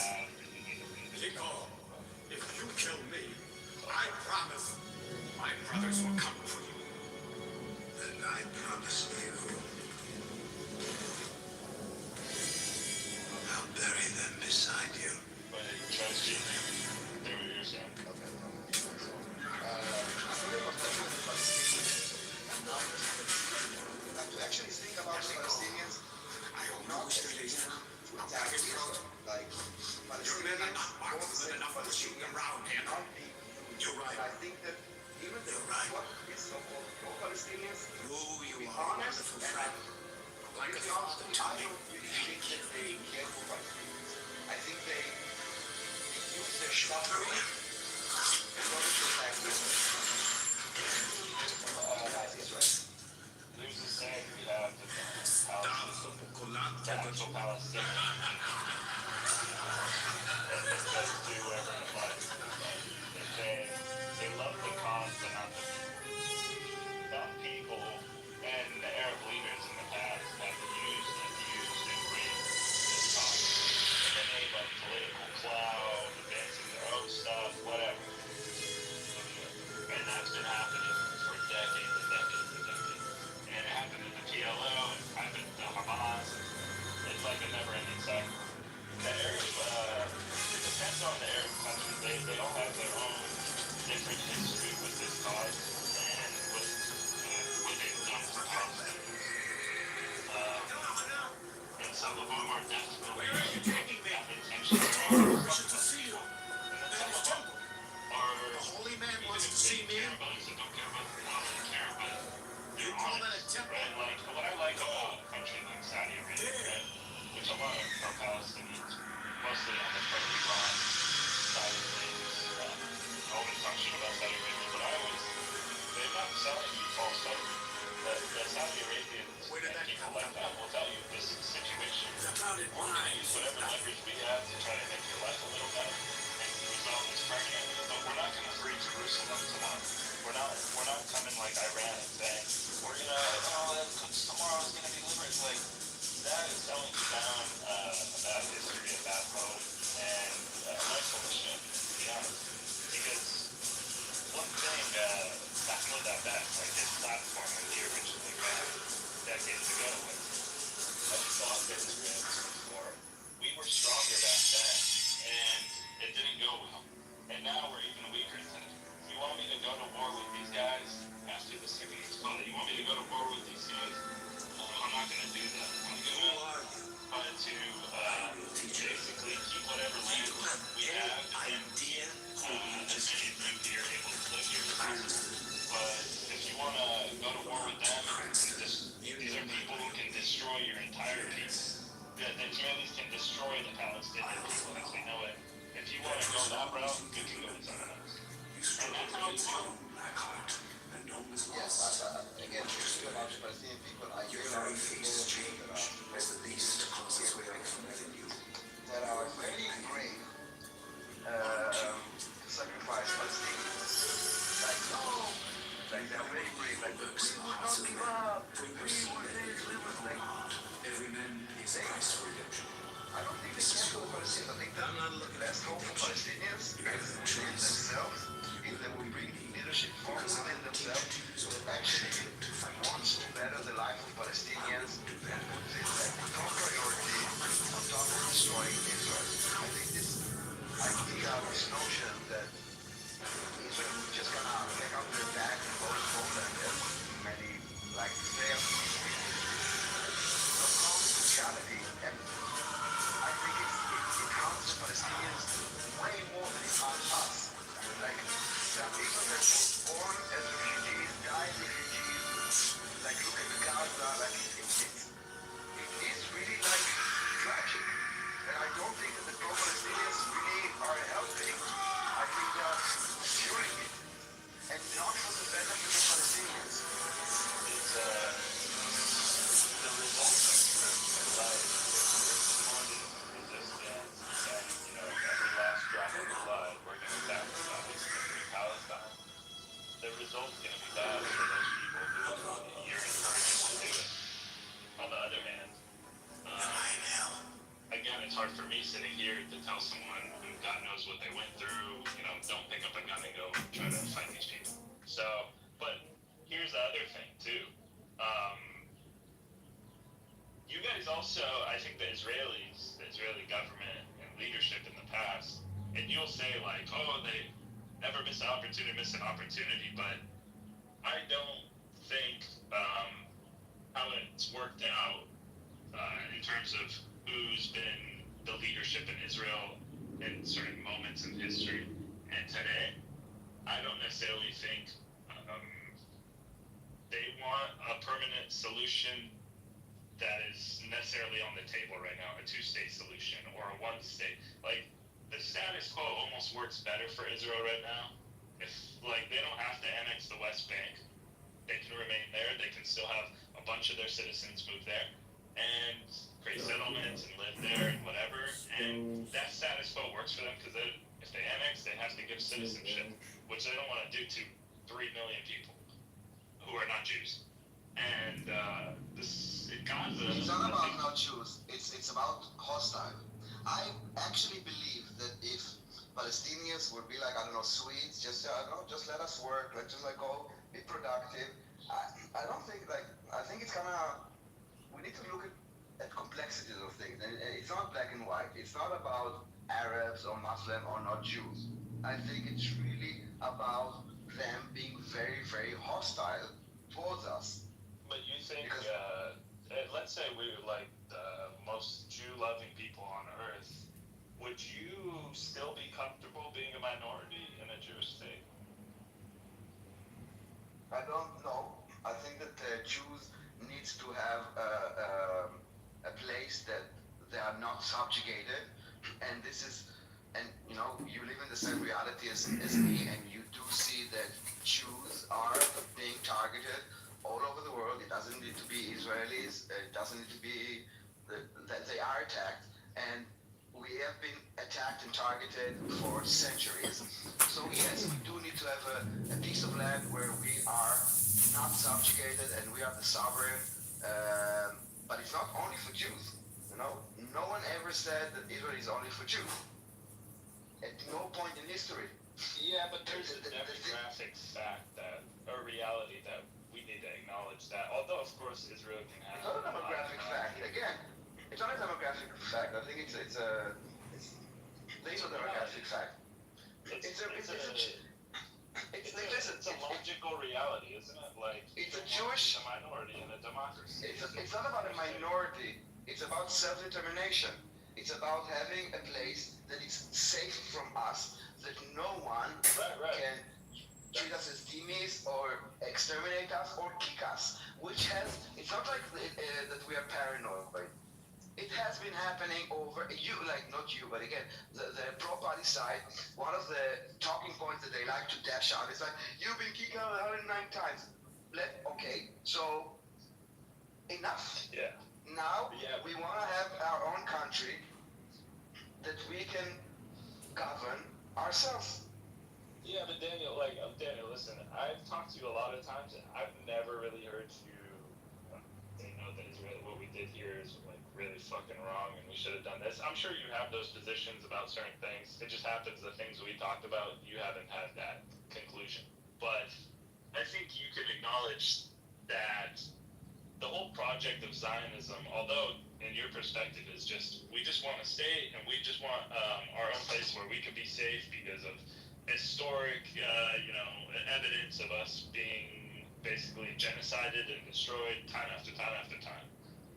The fact is that it's a little more complicated than just doing that on empty land. Like, there's a whole aspect for us, which is the complete opposite end of it, where this is basically we're being conquered, and okay, now this is happening. There's a whole different perspective to it that may result by military force. It was like land was bought, or swamps were dried. It wasn't like I know the narrative that the Zionists came and kicked people out, but I hope that you know that it's false. And history record, including, by the way, this document that I have here, basically, this is the Nakba, okay? This is basically the story of the Nakba. The mentioning of the refugees is in 3 sentences throughout the thing. two sentences just mentioning that there were 400,000 refugees, and then there's like a whole paragraph criticizing the Arabs of Palestine, saying not sooner did the first bomb fell that they escaped and handed out their strongholds to the enemy, and the majority of them left before our war even began. And this is a document from 1948 from not from me, yes? And That's what I'll say. Like, that guy's take is that guy's take. Whatever. I can find him. We could do that whole thing. I'm just here for the conversation, but there's narratives of what happened, and then there's facts, and exactly. I think you might be able to agree on this. There was conflicts happening with the Jews and today's Palestinians, called them Arab spec, at that time, 1947 into 1948. And after a specific event which we called the Deir Yassin massacre, there was multiple rumors being spread, news passed along about events that happened at this event, Deir Yassin massacre. And when people hear about what happened in Deir Yassin, some people said, I want no parts in that, I'm taking my shit and I'm leaving, I'll come back when it's all over. Some people heard rumors of, people are telling us to leave right now, there's going to be a war, and we can come back after. Other people genuinely saw some crazy shit and feared for their lives and said, we're leaving, and we might be able to come back after, we don't know. And that's the fact of the matter. Like, these people, they weren't all in on some grand plan, you know what I mean? Like, it was just a result of shit that happened. But there's nothing. Yeah, but shit happened. Like, there were millions of Jews that were kicked out of Arab countries, right? No one is like first of all, no one branded it as like gave it like, I don't know, a word like Nakba or whatever. No one is saying, the Jews should be allowed back to Iraq, because they will not be safe there. The people were displaced throughout history. But the only people that were kept refugees were the Palestinians, unlike any other nation in history till today. Well, I'm not. There was one other component. Yeah, what's up? You listed people heard some shit and, clearly and said, I'm gonna get out of here. I pulled together, and I can share with you at some other point, there were a lot of messages from the Arab High Command for shortwave radio, things in papers, newspapers, essentially saying, we're going to kill the Jews within 6 weeks, leave so you don't get in the way, so we can fight them, and then you'll get back and you'll be able to actually get some of the treasure. You'll be able to get some of their property, and there was this push in the media, and even the Prime Minister of Syria after the war talked about it, and many people. I can share some quotes with you. It's a component. What percentage? Unknown, but there was that component too of telling the Arabs in that area, leave so you won't get caught in the middle. Yeah, I mean, and that's not necessarily bad advice. I mean, no, this is about to be a war zone. There's but they ended up leaving, and unfortunately, they were on the wrong side of the battle, and then they couldn't come back. So yeah, and I take the position of, if you were like a refugee and you're willing to come back to your home and live peacefully with whoever the fuck lives there, you should be able to. I'm not gonna like debate the morality of whatever that is, but I always think about a specific village in Palestine, like during 1948. There was a village called Abu Ghosh. I don't know if I've talked to you guys about this, but this village was like the most Zionist sympathizing you could possibly get in terms of Palestinian village, and it still is today. ABU, and then space G H. Abu Ghosh. First of all, it has the best hummus till today. One of the best hummus. Abu Ghosh. Yeah, Abu Ghosh. AUSH. Yeah, the Wikipedia. GUSH. Gush. Exactly. It's very close to Jerusalem. On the route to Jerusalem. Yeah, dude. The leaders of this village had like really good relations with the Zionists, even during like 1948 when the when all the other villages like closed their roads to Jerusalem and like set up blockades and stuff, these guys left theirs open. This is like they're always gonna remain neutral in this shit, and just they even had people from this village working with Lehi Stern Gang, right? Which is like the most hardcore. Like some people from this village would help break them out of prison. I don't know what the fuck was going on. They had some fucking like love lust for each other. Weird shit, but whatever. They during 1948, as far as I know, the military objective was to ethnically cleanse this village. And I'm like, why? No, actually no, because half of them came back. So if the intention was, and they came back very early, still in 1948, half of them came back. If there was an intention to ethnically cleanse, then that was happening. No, they were actually, as you said, they were trying to keep neutral and keep the routes open, and they allowed at least the half of them to come back. Yeah, but they worked with the Haganah, not the Stern Gang. I'm sorry. No, half of them. Look at more. So half of them were kicked out, and then it said that at the end, almost all of them, like it says the Obama Machia, like how do you call it, the majority, but like very high majority, how do you call it, like listen, let me finish what I was saying. You're not gonna have a problem with what I'm saying. I'm just saying, like these guys were even pro-Israel. I won't even call them neutral. During an Operation Nachshon, the Haganah reconsidered. Nachshon. Yeah, so you know who Nachshon was? It is the first operation in the plan. I know, but you know who Nachshon was? Wait, 1 sec, Yaakov. Tell us right after, sorry. I apologize, excuse me. They were going to attack the village, but due to the opposition of the Lehi, the Stern Gang, they didn't.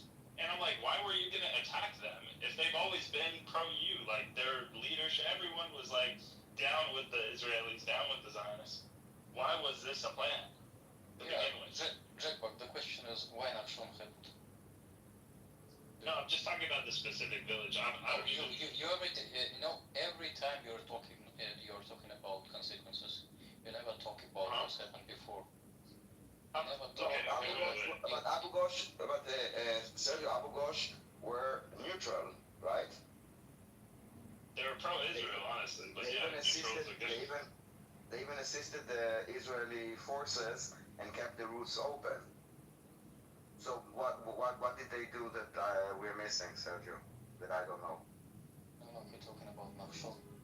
No, we're talking about Abu Ghosh specifically. He was talking about Abu Ghosh. Talked about Nachshon. Okay. So it was the first operation under the plan Dalet. That's it. But why it happened? Because well, you can show. But the question is, why Arabs reject the partition plan and start the war in the 30 of November? Sergio, I'm talking about a village who was pro-Israel during all this. Why it makes sense? That's a whole separate discussion. And listen, all I'm saying is there are sides of this. Yeah. Yes, but Jack, it's not a monolith. Yes, they were kicked out, and immediately there was a committee of Jews that were basically speaking out against, advocating on behalf. I can give you their names, and this is why after half of them were kicked out, they were all allowed to come back. Almost all. Understood. I'll look into that fact, but even then, I'm just saying, like, there were people in this and certain villages in this conflict that got caught in it, even if, you know what I mean? Like, it wasn't as, like, simple and plain as people like to talk about. There's some fucked up shit that happened. Because it's not a lab environment. I mean, imagine, like, the situation back in 1948, like a freshly new Jewish state being attacked by 7 Arab armies, including many of them using many of those villages to attack. Like, many times I speak to Palestinians and they say, oh, my family, and then I ask, okay, where is your family from? And then I go and I said, did you know that your village hosted 900 Iraqi soldiers in a village of 300 people? It's not like you're hosting like 3 guys and oh my god, why do you take? Like we're talking about 300% more of the population. So it's not like innocent civilians. So yes, you know there are. It's a war that was like an existential war for Israel because it was launched as an annihilation war. So I'm not saying that everything was perfect, but even the thing that you're mentioning about Abu Ghosh, then it was corrected. As far as I read. As far as you read, yeah, I'll look into that. I'm just saying along the lines of the first things you said. That's pretty much it. There's a little more like the devil's in the details with all this shit, and yeah, that's pretty much all I'm saying. As far as I know, nobody was displaced from this village. That's not basically. Okay, under my. You can give the source. You can give the source. Wait, Sergio, if you haven't even heard what I was about to say, all I was gonna say is I didn't even know. I thought in my mind no one there actually ended up getting displaced. My issue was the fact that there was a planned attack on this village that was a pro-Israel village, and that was the whole like. You know what I mean? That's the whole issue. That Israel planned to attack because they caught. Okay, I got you. I put that for you, Jack. I don't know if you ever means it's like it's a scan from an article from I don't know when. It looks very old. It's from 7th of September 1953 about the committee for the people for the exiles of Abu Ghosh. Okay, by Jabotinsky and others. Okay, like all of them Jews. They basically created this committee. I put it in the chat, like the scan. Try to like it's a scan. It's a Hebrew paper. I don't know if you are able to translate it because if you want, I can try and read it and translate it on the go if you're unable. And basically, yes, just this. What I was referring about this committee to bring them back and to actually bring all of them back. So just like keep it. It's a very yeah. I didn't even know they got displaced to be honest, but I thought like it was okay, fair. I thought it was stopped before anything happened, but either way, I was getting to the point. They're talking about. By the way, this committee was. They're talking about majority, minority, whatever. Now they have a number. This committee was for the release of. They call it release, but to release the exile of the 8 refugees from the village that were kicked out. So even for those 8 people, they created this committee to advocate for their return. Even though there were only 8, seems, but still. Yeah, that's another story. But Jack, what's your point? I don't understand. Do you know who started the hate between Jewish people and Arabs? That's where? When it starts, I ask you. No, I'm asking Arabs where. In a land of that called today Palestine. To me it started like I would say 1909, somewhere around there, early 1900s. Okay, but what was the point? The point, from our perspective, the Palestinian perspective, is there's a movement called Zionism that wants to bring Jews to this land and eventually create their own territory. Yeah, but you sold this territory. A lot of villages were sold by many times. Do you know what percent of the land that's considered Palestine and Israel today was sold?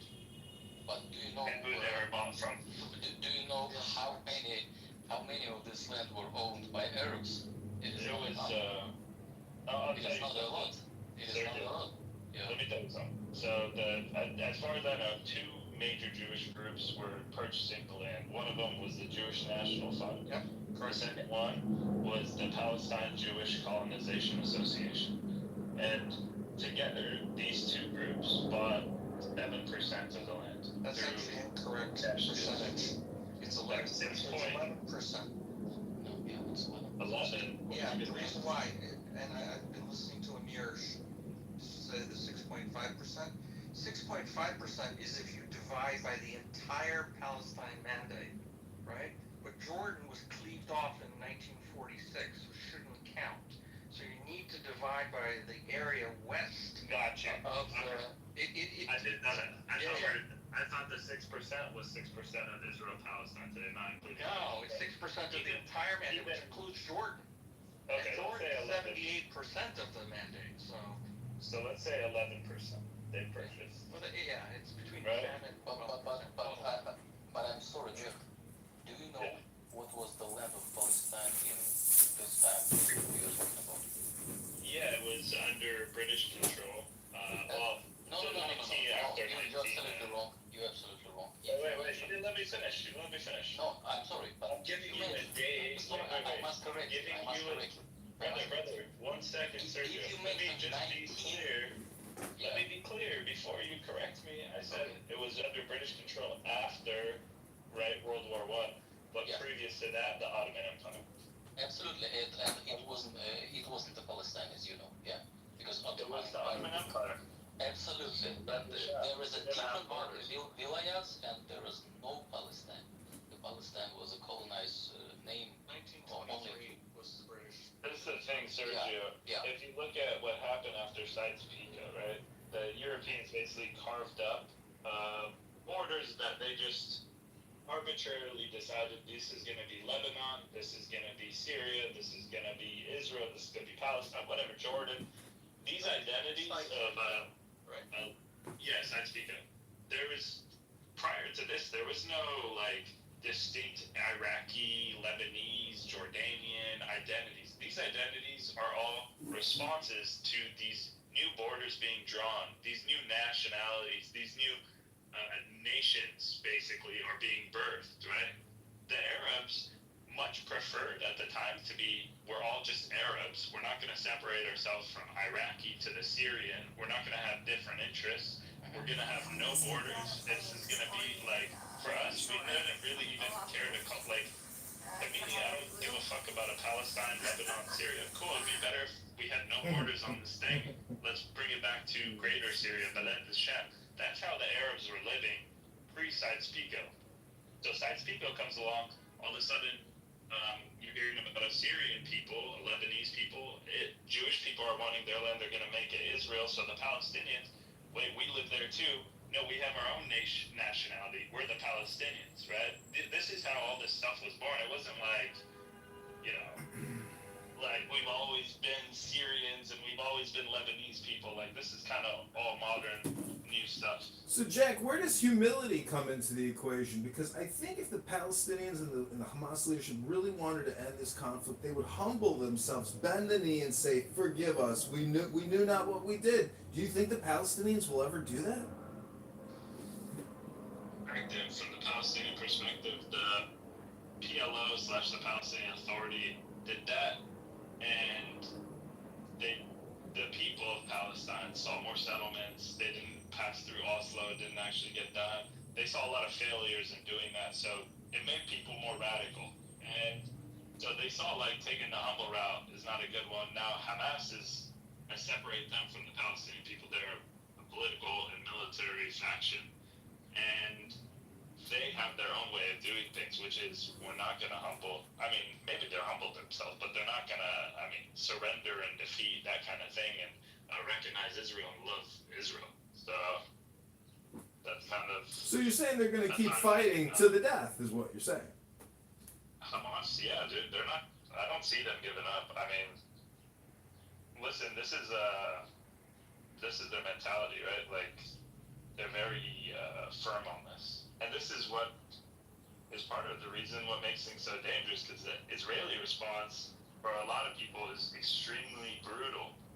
And when you have an extremely brutal, very powerful military versus a group that's saying we're never going to surrender, and then 2 million people in between all that, it's a bad result. So it's just a shit show.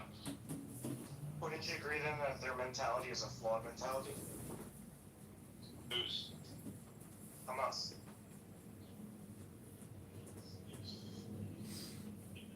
Just like any other mentality. There's this is the thing, right? Hamas has a goal of, I think so I'm sorry, but Jack, it's not like any other mentality. You know, a lot of people they come to terms with the mistakes they've made. They want to ask for forgiveness. They want repentance. They want unification. They want peace. But what you're describing is a one-way street. That's an all or nothing argument and position. Sorry, Jack. Yeah, but again, like the British would come to the table and says, okay, we had enough of this war and we're done. I mean, the Japanese, as crazy as they were, they eventually came to the table and said, okay, we're done with this. We realize we're not going to win this war, and they come to the table. Well, so you can't say it's like any other thing. This is a crazy mentality. listen, it's very radical, it's very extreme, and the result is, like, I don't know if this is part of their plan or what, but it's sort of resetting the status quo of this whole thing. The Israelis have, in this war, basically destroyed most of Gaza, right? Like, this thing needs to be rebuilt, and how that's gonna happen. So basically, it's a big gamble. Who made the decision to build 350 kilometers of tunnels under Whatever, Gaza? you guys better Forget about me, guys. Like, I'm talking as you as a Palestinian. As a Palestinian, grander point. do you think that it's really... Okay. Yeah, come on. I don't want to battle every little thing. Just everything I'm saying is from my perspective, okay?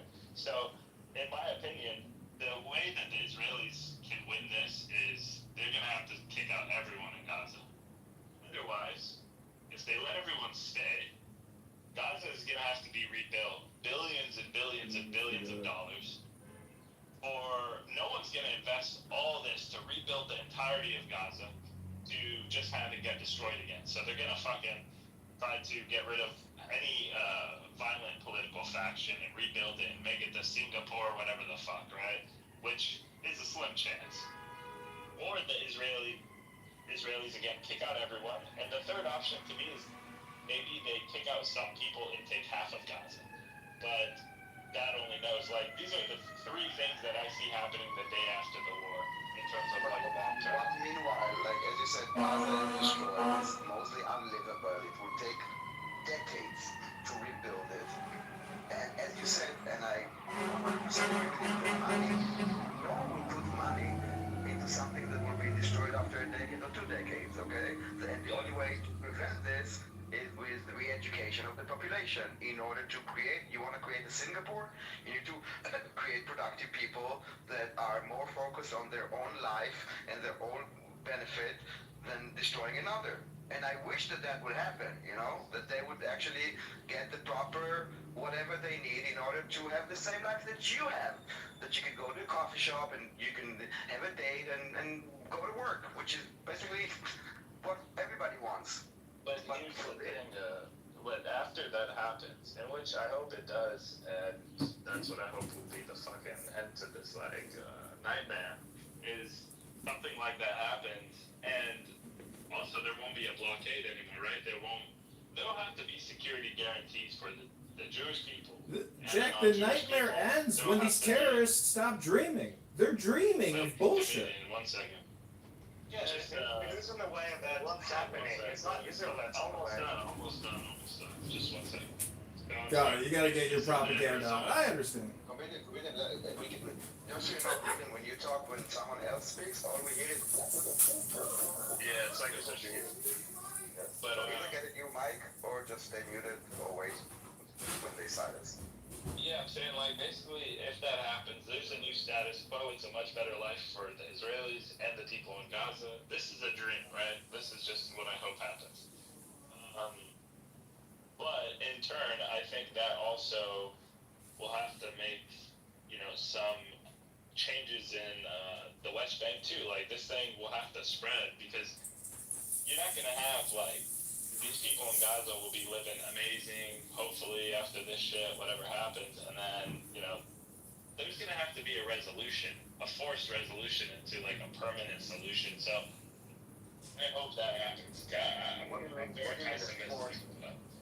Listen, you can, I don't know what you mean by forced resolution, but I would go with almost every solution that even you would propose with only one demand. That the safety and security of Israel I would go for that proposal too, Daniel, but unfortunately, the people who are in power on whatever side are, I think, way more fundamental, or they have these certain red lines, like, okay, a Likud guy, right? He's probably not going to go for a deal that me and you would go for, or Hamas. If you put A Likud guy, he says, a Likud guy. But or a Hamas guy, right? Like, he's not going to go for the same. That's the difference, okay? Because Israel, I mean, like it or not, is a very vibrant democracy, okay? Where we also prosecute prime minister and president, and we have elections. And the public perception, if it changes, if it shifts, we have election every 4 years. Well, usually not 4 years, way less. And we went from left to right, from the Labour to the Likud. We had like this parliament, like things change. So if we would feel that we have a peace partner that is peaceful, that is seeking to coexist, I guarantee you that the perception in Israel would align. But what we are seeing is that people are becoming more nationalist, more right-wing, not in the way that being radical or hateful, just like we need to have like borders and we have to have security because there is a threat. If there is no threat, believe me, listen, when I was born and also when my nephews were born, the wish that every mother has is like, I hope that my son will not go to the army, okay? We don't want to go to the army. We don't want to spend billions of dollars every month, every year on security. We would probably, like, you know, the prices in Israel are like, I think like at least 30% higher than any country that is equivalent to us in our standard of life. We don't want this, okay? So anyone would agree for a peaceful solution. But the reality is that we don't see a partner for this. And as time goes by, and this idea and this education and this pro-Pali narrative that I don't think is actually pro-Palestinian, it's pro the Palestinian cause. As long as this is like getting out of hand, it even makes it further away. So I promise you, it's not about Hamas, because the Hamas didn't have elections, and they are ideology, they are motivated ideology, and they are not by any definition for the benefit of the Gazans. They are, and it's in the charter, it's about destroying Israel. That is like their manifest. We don't have this. None of the parties that we have, even the most radical, like you take Ben-Gvir, let's say Ben-Gvir, the entire 120 parliament members, and again, we are not a monolith, so even now we have something called opposition that does not exist in many Arab countries, or like maybe it's a joke. But we actually do have an opposition. We have a Supreme Court that is independent. You cannot compare. I'm all about this, Dan. I'm not comparing Israel to another country. I'm just, the way I'm saying is, it depends on who's in power at the same time, on the Palestinian side and on the Jewish side. And Israeli side, not Jewish side, because Israel has like... Okay. Listen, to me, this is just Jews versus Palestinians. But it's not, you know? We actually have even Muslim hostages right now that we are fighting for, okay? Muhammad al-Atrash is a guy, he doesn't sound Jewish, right? We are sending Jewish soldiers to rescue him. It's about... Okay, damn. Just so you know. I'm going to stick to, basically, I don't see, like, to me, there's too many, if you look on the Israeli and Palestinian political factions, all these people have their red lines and all these people have their hard stances against certain things on whatever deal will happen. When I say force, I kind of mean like a third-party world power that's going to ensure security for both sides. Like, I don't trust the Jews and the Palestinians to solve this shit on their own. It's never going to happen. There needs to be like a third. Why not? Third party. I agree actually with the talk on this one. But wait, the problem again is not the Jews in this case, because I know you know. We do have 2 million Palestinians living in Israel, and there is right. And it works, all right. The problem is this indoctrination of the Arab countries. Can I point something out? That's my point. But you just Well, my bad, but I just heard you say, I think that there's a really big difference in how the war is being viewed. I think from the Israeli perspective, it is a war between the diverse nation of Israel and Hamas versus Hamas and the other terrorist groups that are in Gaza and the West Bank. Because it's not just Hamas, there are other terrorist groups. But then, Jack, you just said, well, I kind of see it as a war between Palestinians and Jews. And I think that's... the region, yeah. I think that's really, like, worth pointing out and repeating, because I think that a lot of Palestinians do see it as a war against the Jews. And that's... Not in that sense, though. Well, I don't know. I don't know. Like, the Jews and the Palestinians, I would say definitely more pre-October 7th. Everyone else in the world can live fine with each other. Literally, like, I was just hanging out with my Jewish friends last weekend in San Diego. Like, there's no war. So why can't the Jews and the Palestinians get along in the land of Israel? Because there's a land dispute, pretty big one, and then there's a political conflict.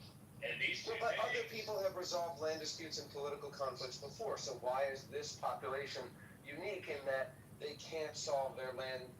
They're too far apart, and there's so much history of, like, I'll tell you something, my friend, like, when October 7th happened, I saw the same anger and frustration and every single emotion out of Israelis and Jewish people that I've been seeing from Palestinian people for a long time. And the Palestinian perspective is like, we've been getting fucked up by these people on this kind of thing, and when October 7th happens, I think you felt, or Jewish people probably felt a similar way. The reason I say it's Jews versus Palestinians is because just in this region, like, not worldwide, fucking. If you think that 7th of October is like the first time that we've been attacked by Palestinian terrorists, then you obviously forgot. No, not like that though. I mean, this happened on October 7th. Yeah, like your guys' Nakba kind of thing. You need to, the bigger point here was the hostages, alright? And that was a huge mistake. Like, if it would be just a massacre, I'm not sure the response would be the same. Because we've been massacred before in Israel. If it's a Sparrow or Binarium that they blew up like outside of a club, killing like dozens of children, like this happens. Like it's horrible. Say which is which. I just think the Israeli response, in some ways, sure, you're trying to accomplish your military goals, and that might be a success to you. But I think in the long-term run of Israel, and I'll say some of Netanyahu's kind of selfishness, has gone negatively for Israel. So I think there could have been more calculated, more strategic, and a little less selfish on the part of Netanyahu. I think a lot of things he's doing. Yes, the war could have been handled differently, but it doesn't negate from the fact that it's a justified, legal, humane, moral war. I do think that Netanyahu is disagree with that. Yeah, but it's also a war. I mean, You know how many mistakes? Perspective on Netanyahu? You know how many mistakes happen What's from that, every single war in I'm history? asking Daniel to give the Israeli perspective on Netanyahu. You need I think 3 Israelis here to give you I that. wanted him. But he's right, Jack. I mean, right. Jack is right. I mean, there is no like monolith. No, I want your opinion. I'm not asking you to synthesize the entire country. I think that Netanyahu is making a lot of mistakes. I think he's neglected the entire international community and the media aspect of the war. And I do think that he makes decisions sometimes that are benefiting his political position inside Israel. But I don't think it makes the war wrong or whatever. I just think it could have been way better. And mostly, by the way, not the war on the ground. Actually, the international, like the media war. This is where I think he's failing catastrophically. My point of view. Thank you. Appreciate it. I agree. Yeah, I think the way he's kind of disregarded the international community and certain things in the media will it lead people to conclude that it's not justified or moral. You know what I mean? Like Yeah, the the shit with optics. I don't think and all that. he didn't take off the optics. Like, I'm sorry. Go ahead. Go ahead. I think my opinion is that the war was totally justified in the first phase, in the first half a year. And then, I think, since then, it changed, it became a political war. What I mean, in my opinion, my humble opinion, there was a possibility in a year ago to reach an agreement which will fulfill the two official objectives of the war, which are releasing of the hostages and removing Hamas from the power in Gaza. I think it could be, it is achievable even now, and also it was achievable one year ago, because the intense stage of the war was in the first months. Then it became something slow, much more slow, and there was a possibility to. The problem is that in order to remove Hamas from power in Gaza, there must be an alternative, a political alternative, and for political reasons, for political survival of Netanyahu government, this is not any political move will fall the government. That's the reason that Netanyahu is paralyzed politically, and he objects any political solution which can replace the Hamas rule in Gaza, which is possible because. Jacob wasn't wrestling with an angel, he was wrestling with a politician. This conflict is never moderate powers in the Arab world. The most important is Egypt, which you don't. And he knows that Egypt was ready to take part, a major part in taking control of administrative control, civilian control of Gaza a year ago. But any such step it's not possible politically in this extreme government which we have now. And I think you're missing the point that Hamas said no one will control Gaza except Palestinians. No, Hamas did not say it. No, they didn't say that. Yes, they did. Hamas technocratic committee. For the solution for an end of the war. Hold on, you're talking together. Hold on. For an end of the war, there is possibility to remove Hamas from power. But you know, I did read like during some of the negotiations that Hamas said we would leave it up to a technocratic committee of Palestinians to run Gaza, and we won't be in charge. But I think what Netanyahu was saying. Let me finish. You're missing the point. They wanted to stay. Cannot stay. Hamas by no means cannot stay. This is the. Yeah, but you said that after 6 months Hamas agreed to whatever. Where do you bring this? There could be form a solution which will replace politically Hamas government. The price, I will finish my what are you talking about? Which type of... No, I'm talking let him finish, and then you can... why don't you let him finish and then you can we've had a good Let it finish, and then respond to him. No one in the Arab world want Hamas to remain in the except of course Iran, which is not Yemen. All the moderate Arab countries want to end the war and are ready to replace Hamas. And Hamas has, for the end of the war, will have no way to refuse such a solution. The problem is, I will use some harsh words. The problem is that the official objectives of the Israeli government, the releasing of the hostages, and granting the rule of Hamas in government are not the only objectives. There are fraction in the Israeli government who want much more than that. They want, I will use the soft words, push out.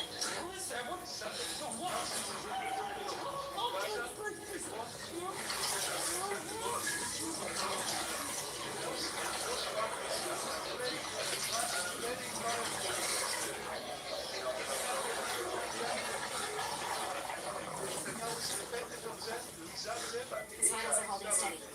The fact that people want something doesn't mean that it's an objective of force. He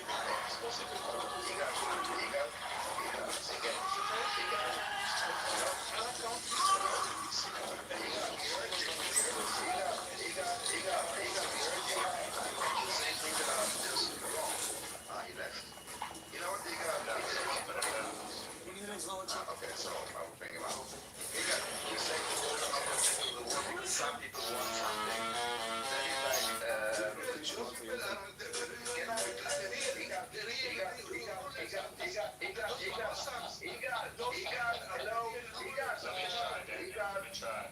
I heard you.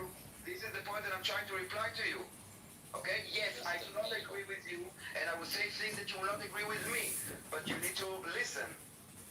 You said that those are the hidden objectives. It's false, okay? The fact that Smotrich, which has, and you know it, has no votes, if there will be elections tomorrow, he will be out of the government. The fact that he wants something is true, but it doesn't mean that it's an objective of the war.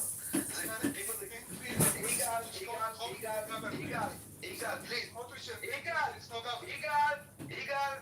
please.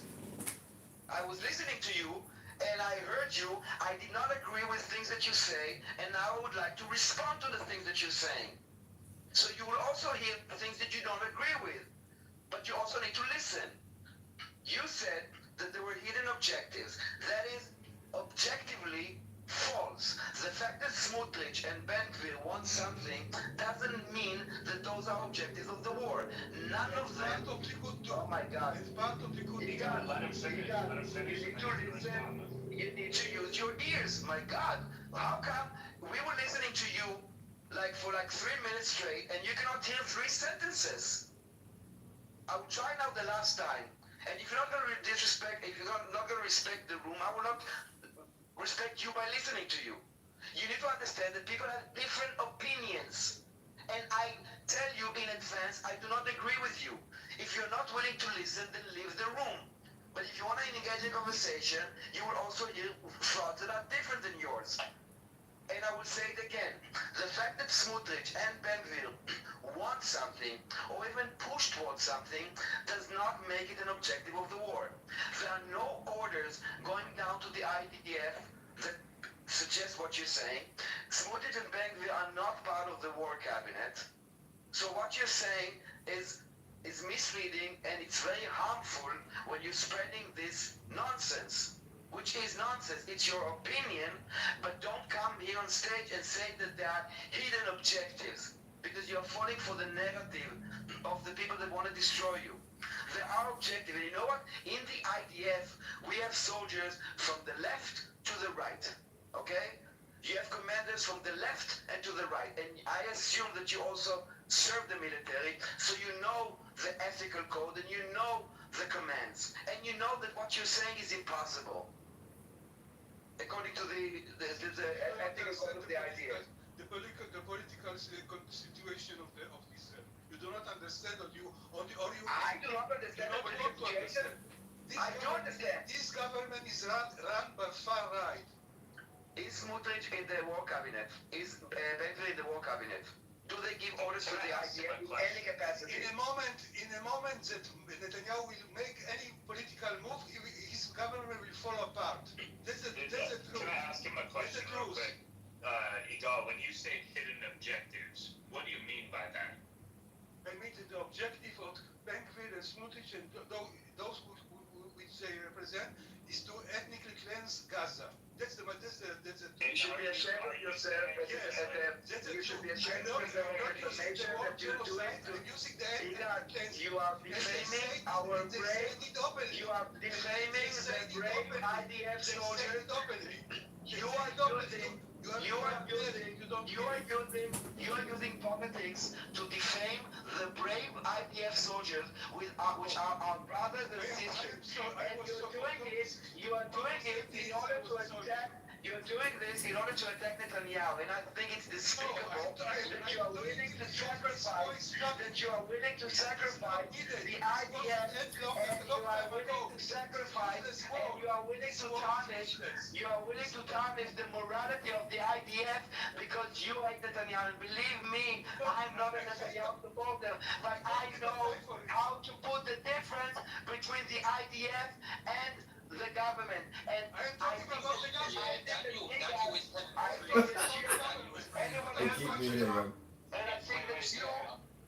think that you do not understand the politics of Israel, and you are confusing. You are thinking that you are making the idea, and you are making a very great mistake that you are here on stage making the idea. Oh my God, I'm done. Daniel, 1 second. I want to say something, okay? To everybody. We were having now a 3-hour conversation that was very pleasant, that everybody spoke, no one overspoke on another, not even Aziz, not even people that hate us, except you, Igal. We let you speak. No, shut up now! Shut the fuck up now! Shut the fuck up now. You need to understand that in this room, it's a serious conversation. And in a serious conversation, you need to also listen to the other people. And please be respectful. This is the first time that I raised my voice in the last 3 hours because I need to overrun you. If you want to join the conversation, there's a way to behave. If you want to behave like a thug, go to a meals room. There, the loudest voice is heard. You live, Daniel. You live. But Daniel, I was thinking, I know this word You raised the people with Netanyahu, like what people have with the Trump. Yeah? There was envy. Go ahead. I think what he was saying was not that they were actual military objectives, but I could be wrong. I took it as this, that he was saying that there are members in the government who are like kingdom makers, who have their own desires for what happens in Gaza, and they are able to kind of manipulate Netanyahu into going along with their plans, otherwise they'll have his government fall apart. And that's what I took. He was saying that one of the objectives is ethnically cleansing the Gaza Strip, which is completely blood libel defamation of the IDF. I have zero problem with him criticizing the government. Believe me, there's no one that is criticizing Israel more than Israelis themselves, okay? It started way before 7th of October. We had huge demonstrations of hundreds of thousands of people demonstrating against the government. We don't need Igal to use the IDF in order to attack the government. You have a criticism of Smotrich, you have a criticism of Ben-Gvir, you have a criticism of Netanyahu, go ahead, dish it out. But if you are saying that the IDF is ethnically cleansing Gaza, you are an idiot. No, I think he was saying that that's what Smotrich and Ben-Gvir want the idea. And I agree. And I said they want. There are many people that want stuff to make it an objective. This is where I draw the line. I know, but I agree with you. He's speaking a second language. That's why I was trying to get clarity from him. I think what he was saying was that not that this is an official IDF objective or policy, but this is a desire of people in the government like Smotrich and Ben-Gvir who have leverage through threats of, we'll abandon this government if you don't go with what we want to do. And he's basically saying, this is how far it can go. It might be able to go through ethnic cleansing if they, use those threats the day after or something like that. That's what I took it as. Yes, but the IDF are soldiers that are Israelis, okay? He would attack Israel society in order to attack the government. And there is a separation between the government and the citizens. And when you talk about the IDF is me, my nephews, my friends, my brothers, my sister, my mother, my father, we were all IDF, okay? So this is where I draw the line. There are leftists, there are right wingers, there are extreme right, there are extreme left, they are all in the military. And believe me, if there will be an order to ethnically cleanse, it's not Ben Gvir's government, it's not Smotrich government. This order is illegal, and the army is a legal, moral army. And not only this, we have the Supreme Court, which is an independent body. So what he's saying is half true, meaning he's stood by the part that maybe Smotrich wanted. I'm sure that Smotrich wanted, and Ben Gvir wants it. Okay, I'm sure. It doesn't mean anything. Even if you say both of them together. Yes. Wait, real quick. So you're basically saying that, let's say IDF soldiers eventually ended up getting instructions like this that says, take all the Palestinians out of Gaza, force them on a boat and go somewhere. You're saying that they would object to 100%. 120%. Broadly framed, they have like a system where every direct order that comes from a superior, it's discussed and debated specifically whether or not to follow that order. Literally every order that comes up. Listen, I think that sometimes in any military commander, whoever gives an order, and it could be, something that's a terrible thing, illegal, whatever, but this is less an order, but more like a huge undertaking, right? Like, this isn't just like, oh, we're going to invade a town, or, no, you're like doing a huge project here. And honestly, in my opinion, I would think they might do that. I mean, if they were told to do it and this becomes like an official policy, I could see that happening. I'm actually shocked because I thought this was like something that was like popular or common. I'm shocked that you guys are like so offended by it, to be honest. Of course it's offended because it's not true, it's a blood libel. And I understand that he hates Netanyahu, which is a completely legitimate stand, especially in a democracy. But to use this in order to defend the IDF, it's insane. At the end, if this is a command that would go to the chief of staff, he's not a political figure. Okay, this is why he was also like kicked out now because of the religious drafting, whatever. This command is illegal, and yes, it will go to the Supreme Court, and yes, there will be people that will not be volunteering to the army. Most of the army is reservists that can say, we're not coming anymore. Fuck you. The reason that they are fighting, let me just finish it. The reason that the IDF is fighting is because they believe in the cause. Yes. How many IDFs? Yeah, let's forget, Jack. The goals of this war, Jack, are to get the hostages. You're putting the cart before the horse. You're totally neglecting October 7th, Jack. It's like you're just a political spin artist. I don't know why you say stuff like this, but I was gonna say, I know you got red lines that can't be crossed, but you can only cross the red lines like on October 7th. We have red lines you can't cross, but we cross red lines all the time. That was the first thing we talked about when I came on stage, and we moved on to something else. This October 7th room, we could talk about that all day, but I was Great, let's talk about the ethnic cleansing then, and how there's ulterior motives to this war. You're full of shit, Jack. Daniel, question. You said in the IDF there's like people from all sides of the political aisle. Is it possible that if that command ever came down to do that, there would be enough soldiers to heed that command? What do you think? No, because there are still ethnic codes that as an IDF soldier you must comply to. Otherwise, listen, one of the first things that you learn in basic training in the army, every soldier, which I think is a bit unique, is to refuse an order, okay? This is something that we learn, and the basic training of every soldier is to refuse orders that are illegal. Meaning that if my commander tells me, like, I don't know, like, let's say, shoot the civilian, or take this person which is not a threat, then I am ordered to refuse the order. And if I do comply with the order, I am complicit, and I could be charged. And the Supreme Court, I think people cannot associate or try to look at Israel as an authoritarian regime that everything is the same. No, the they would appeal to the Supreme Court, and the Supreme Court would say that it's illegal, and people would be not going to the army, and people would refuse to go to reserve, and it would not work. Also, I'm surprised. also, the particular people you want is like generals. You want to have specific, because those are the guys that would have the scope, like you're saying, to exercise an ethnic cleansing or genocide. The ones the captains would have to answer to the generals. If the general had the meaning of like, yeah, I totally want to ethnically cleanse and genocide all the Palestinians,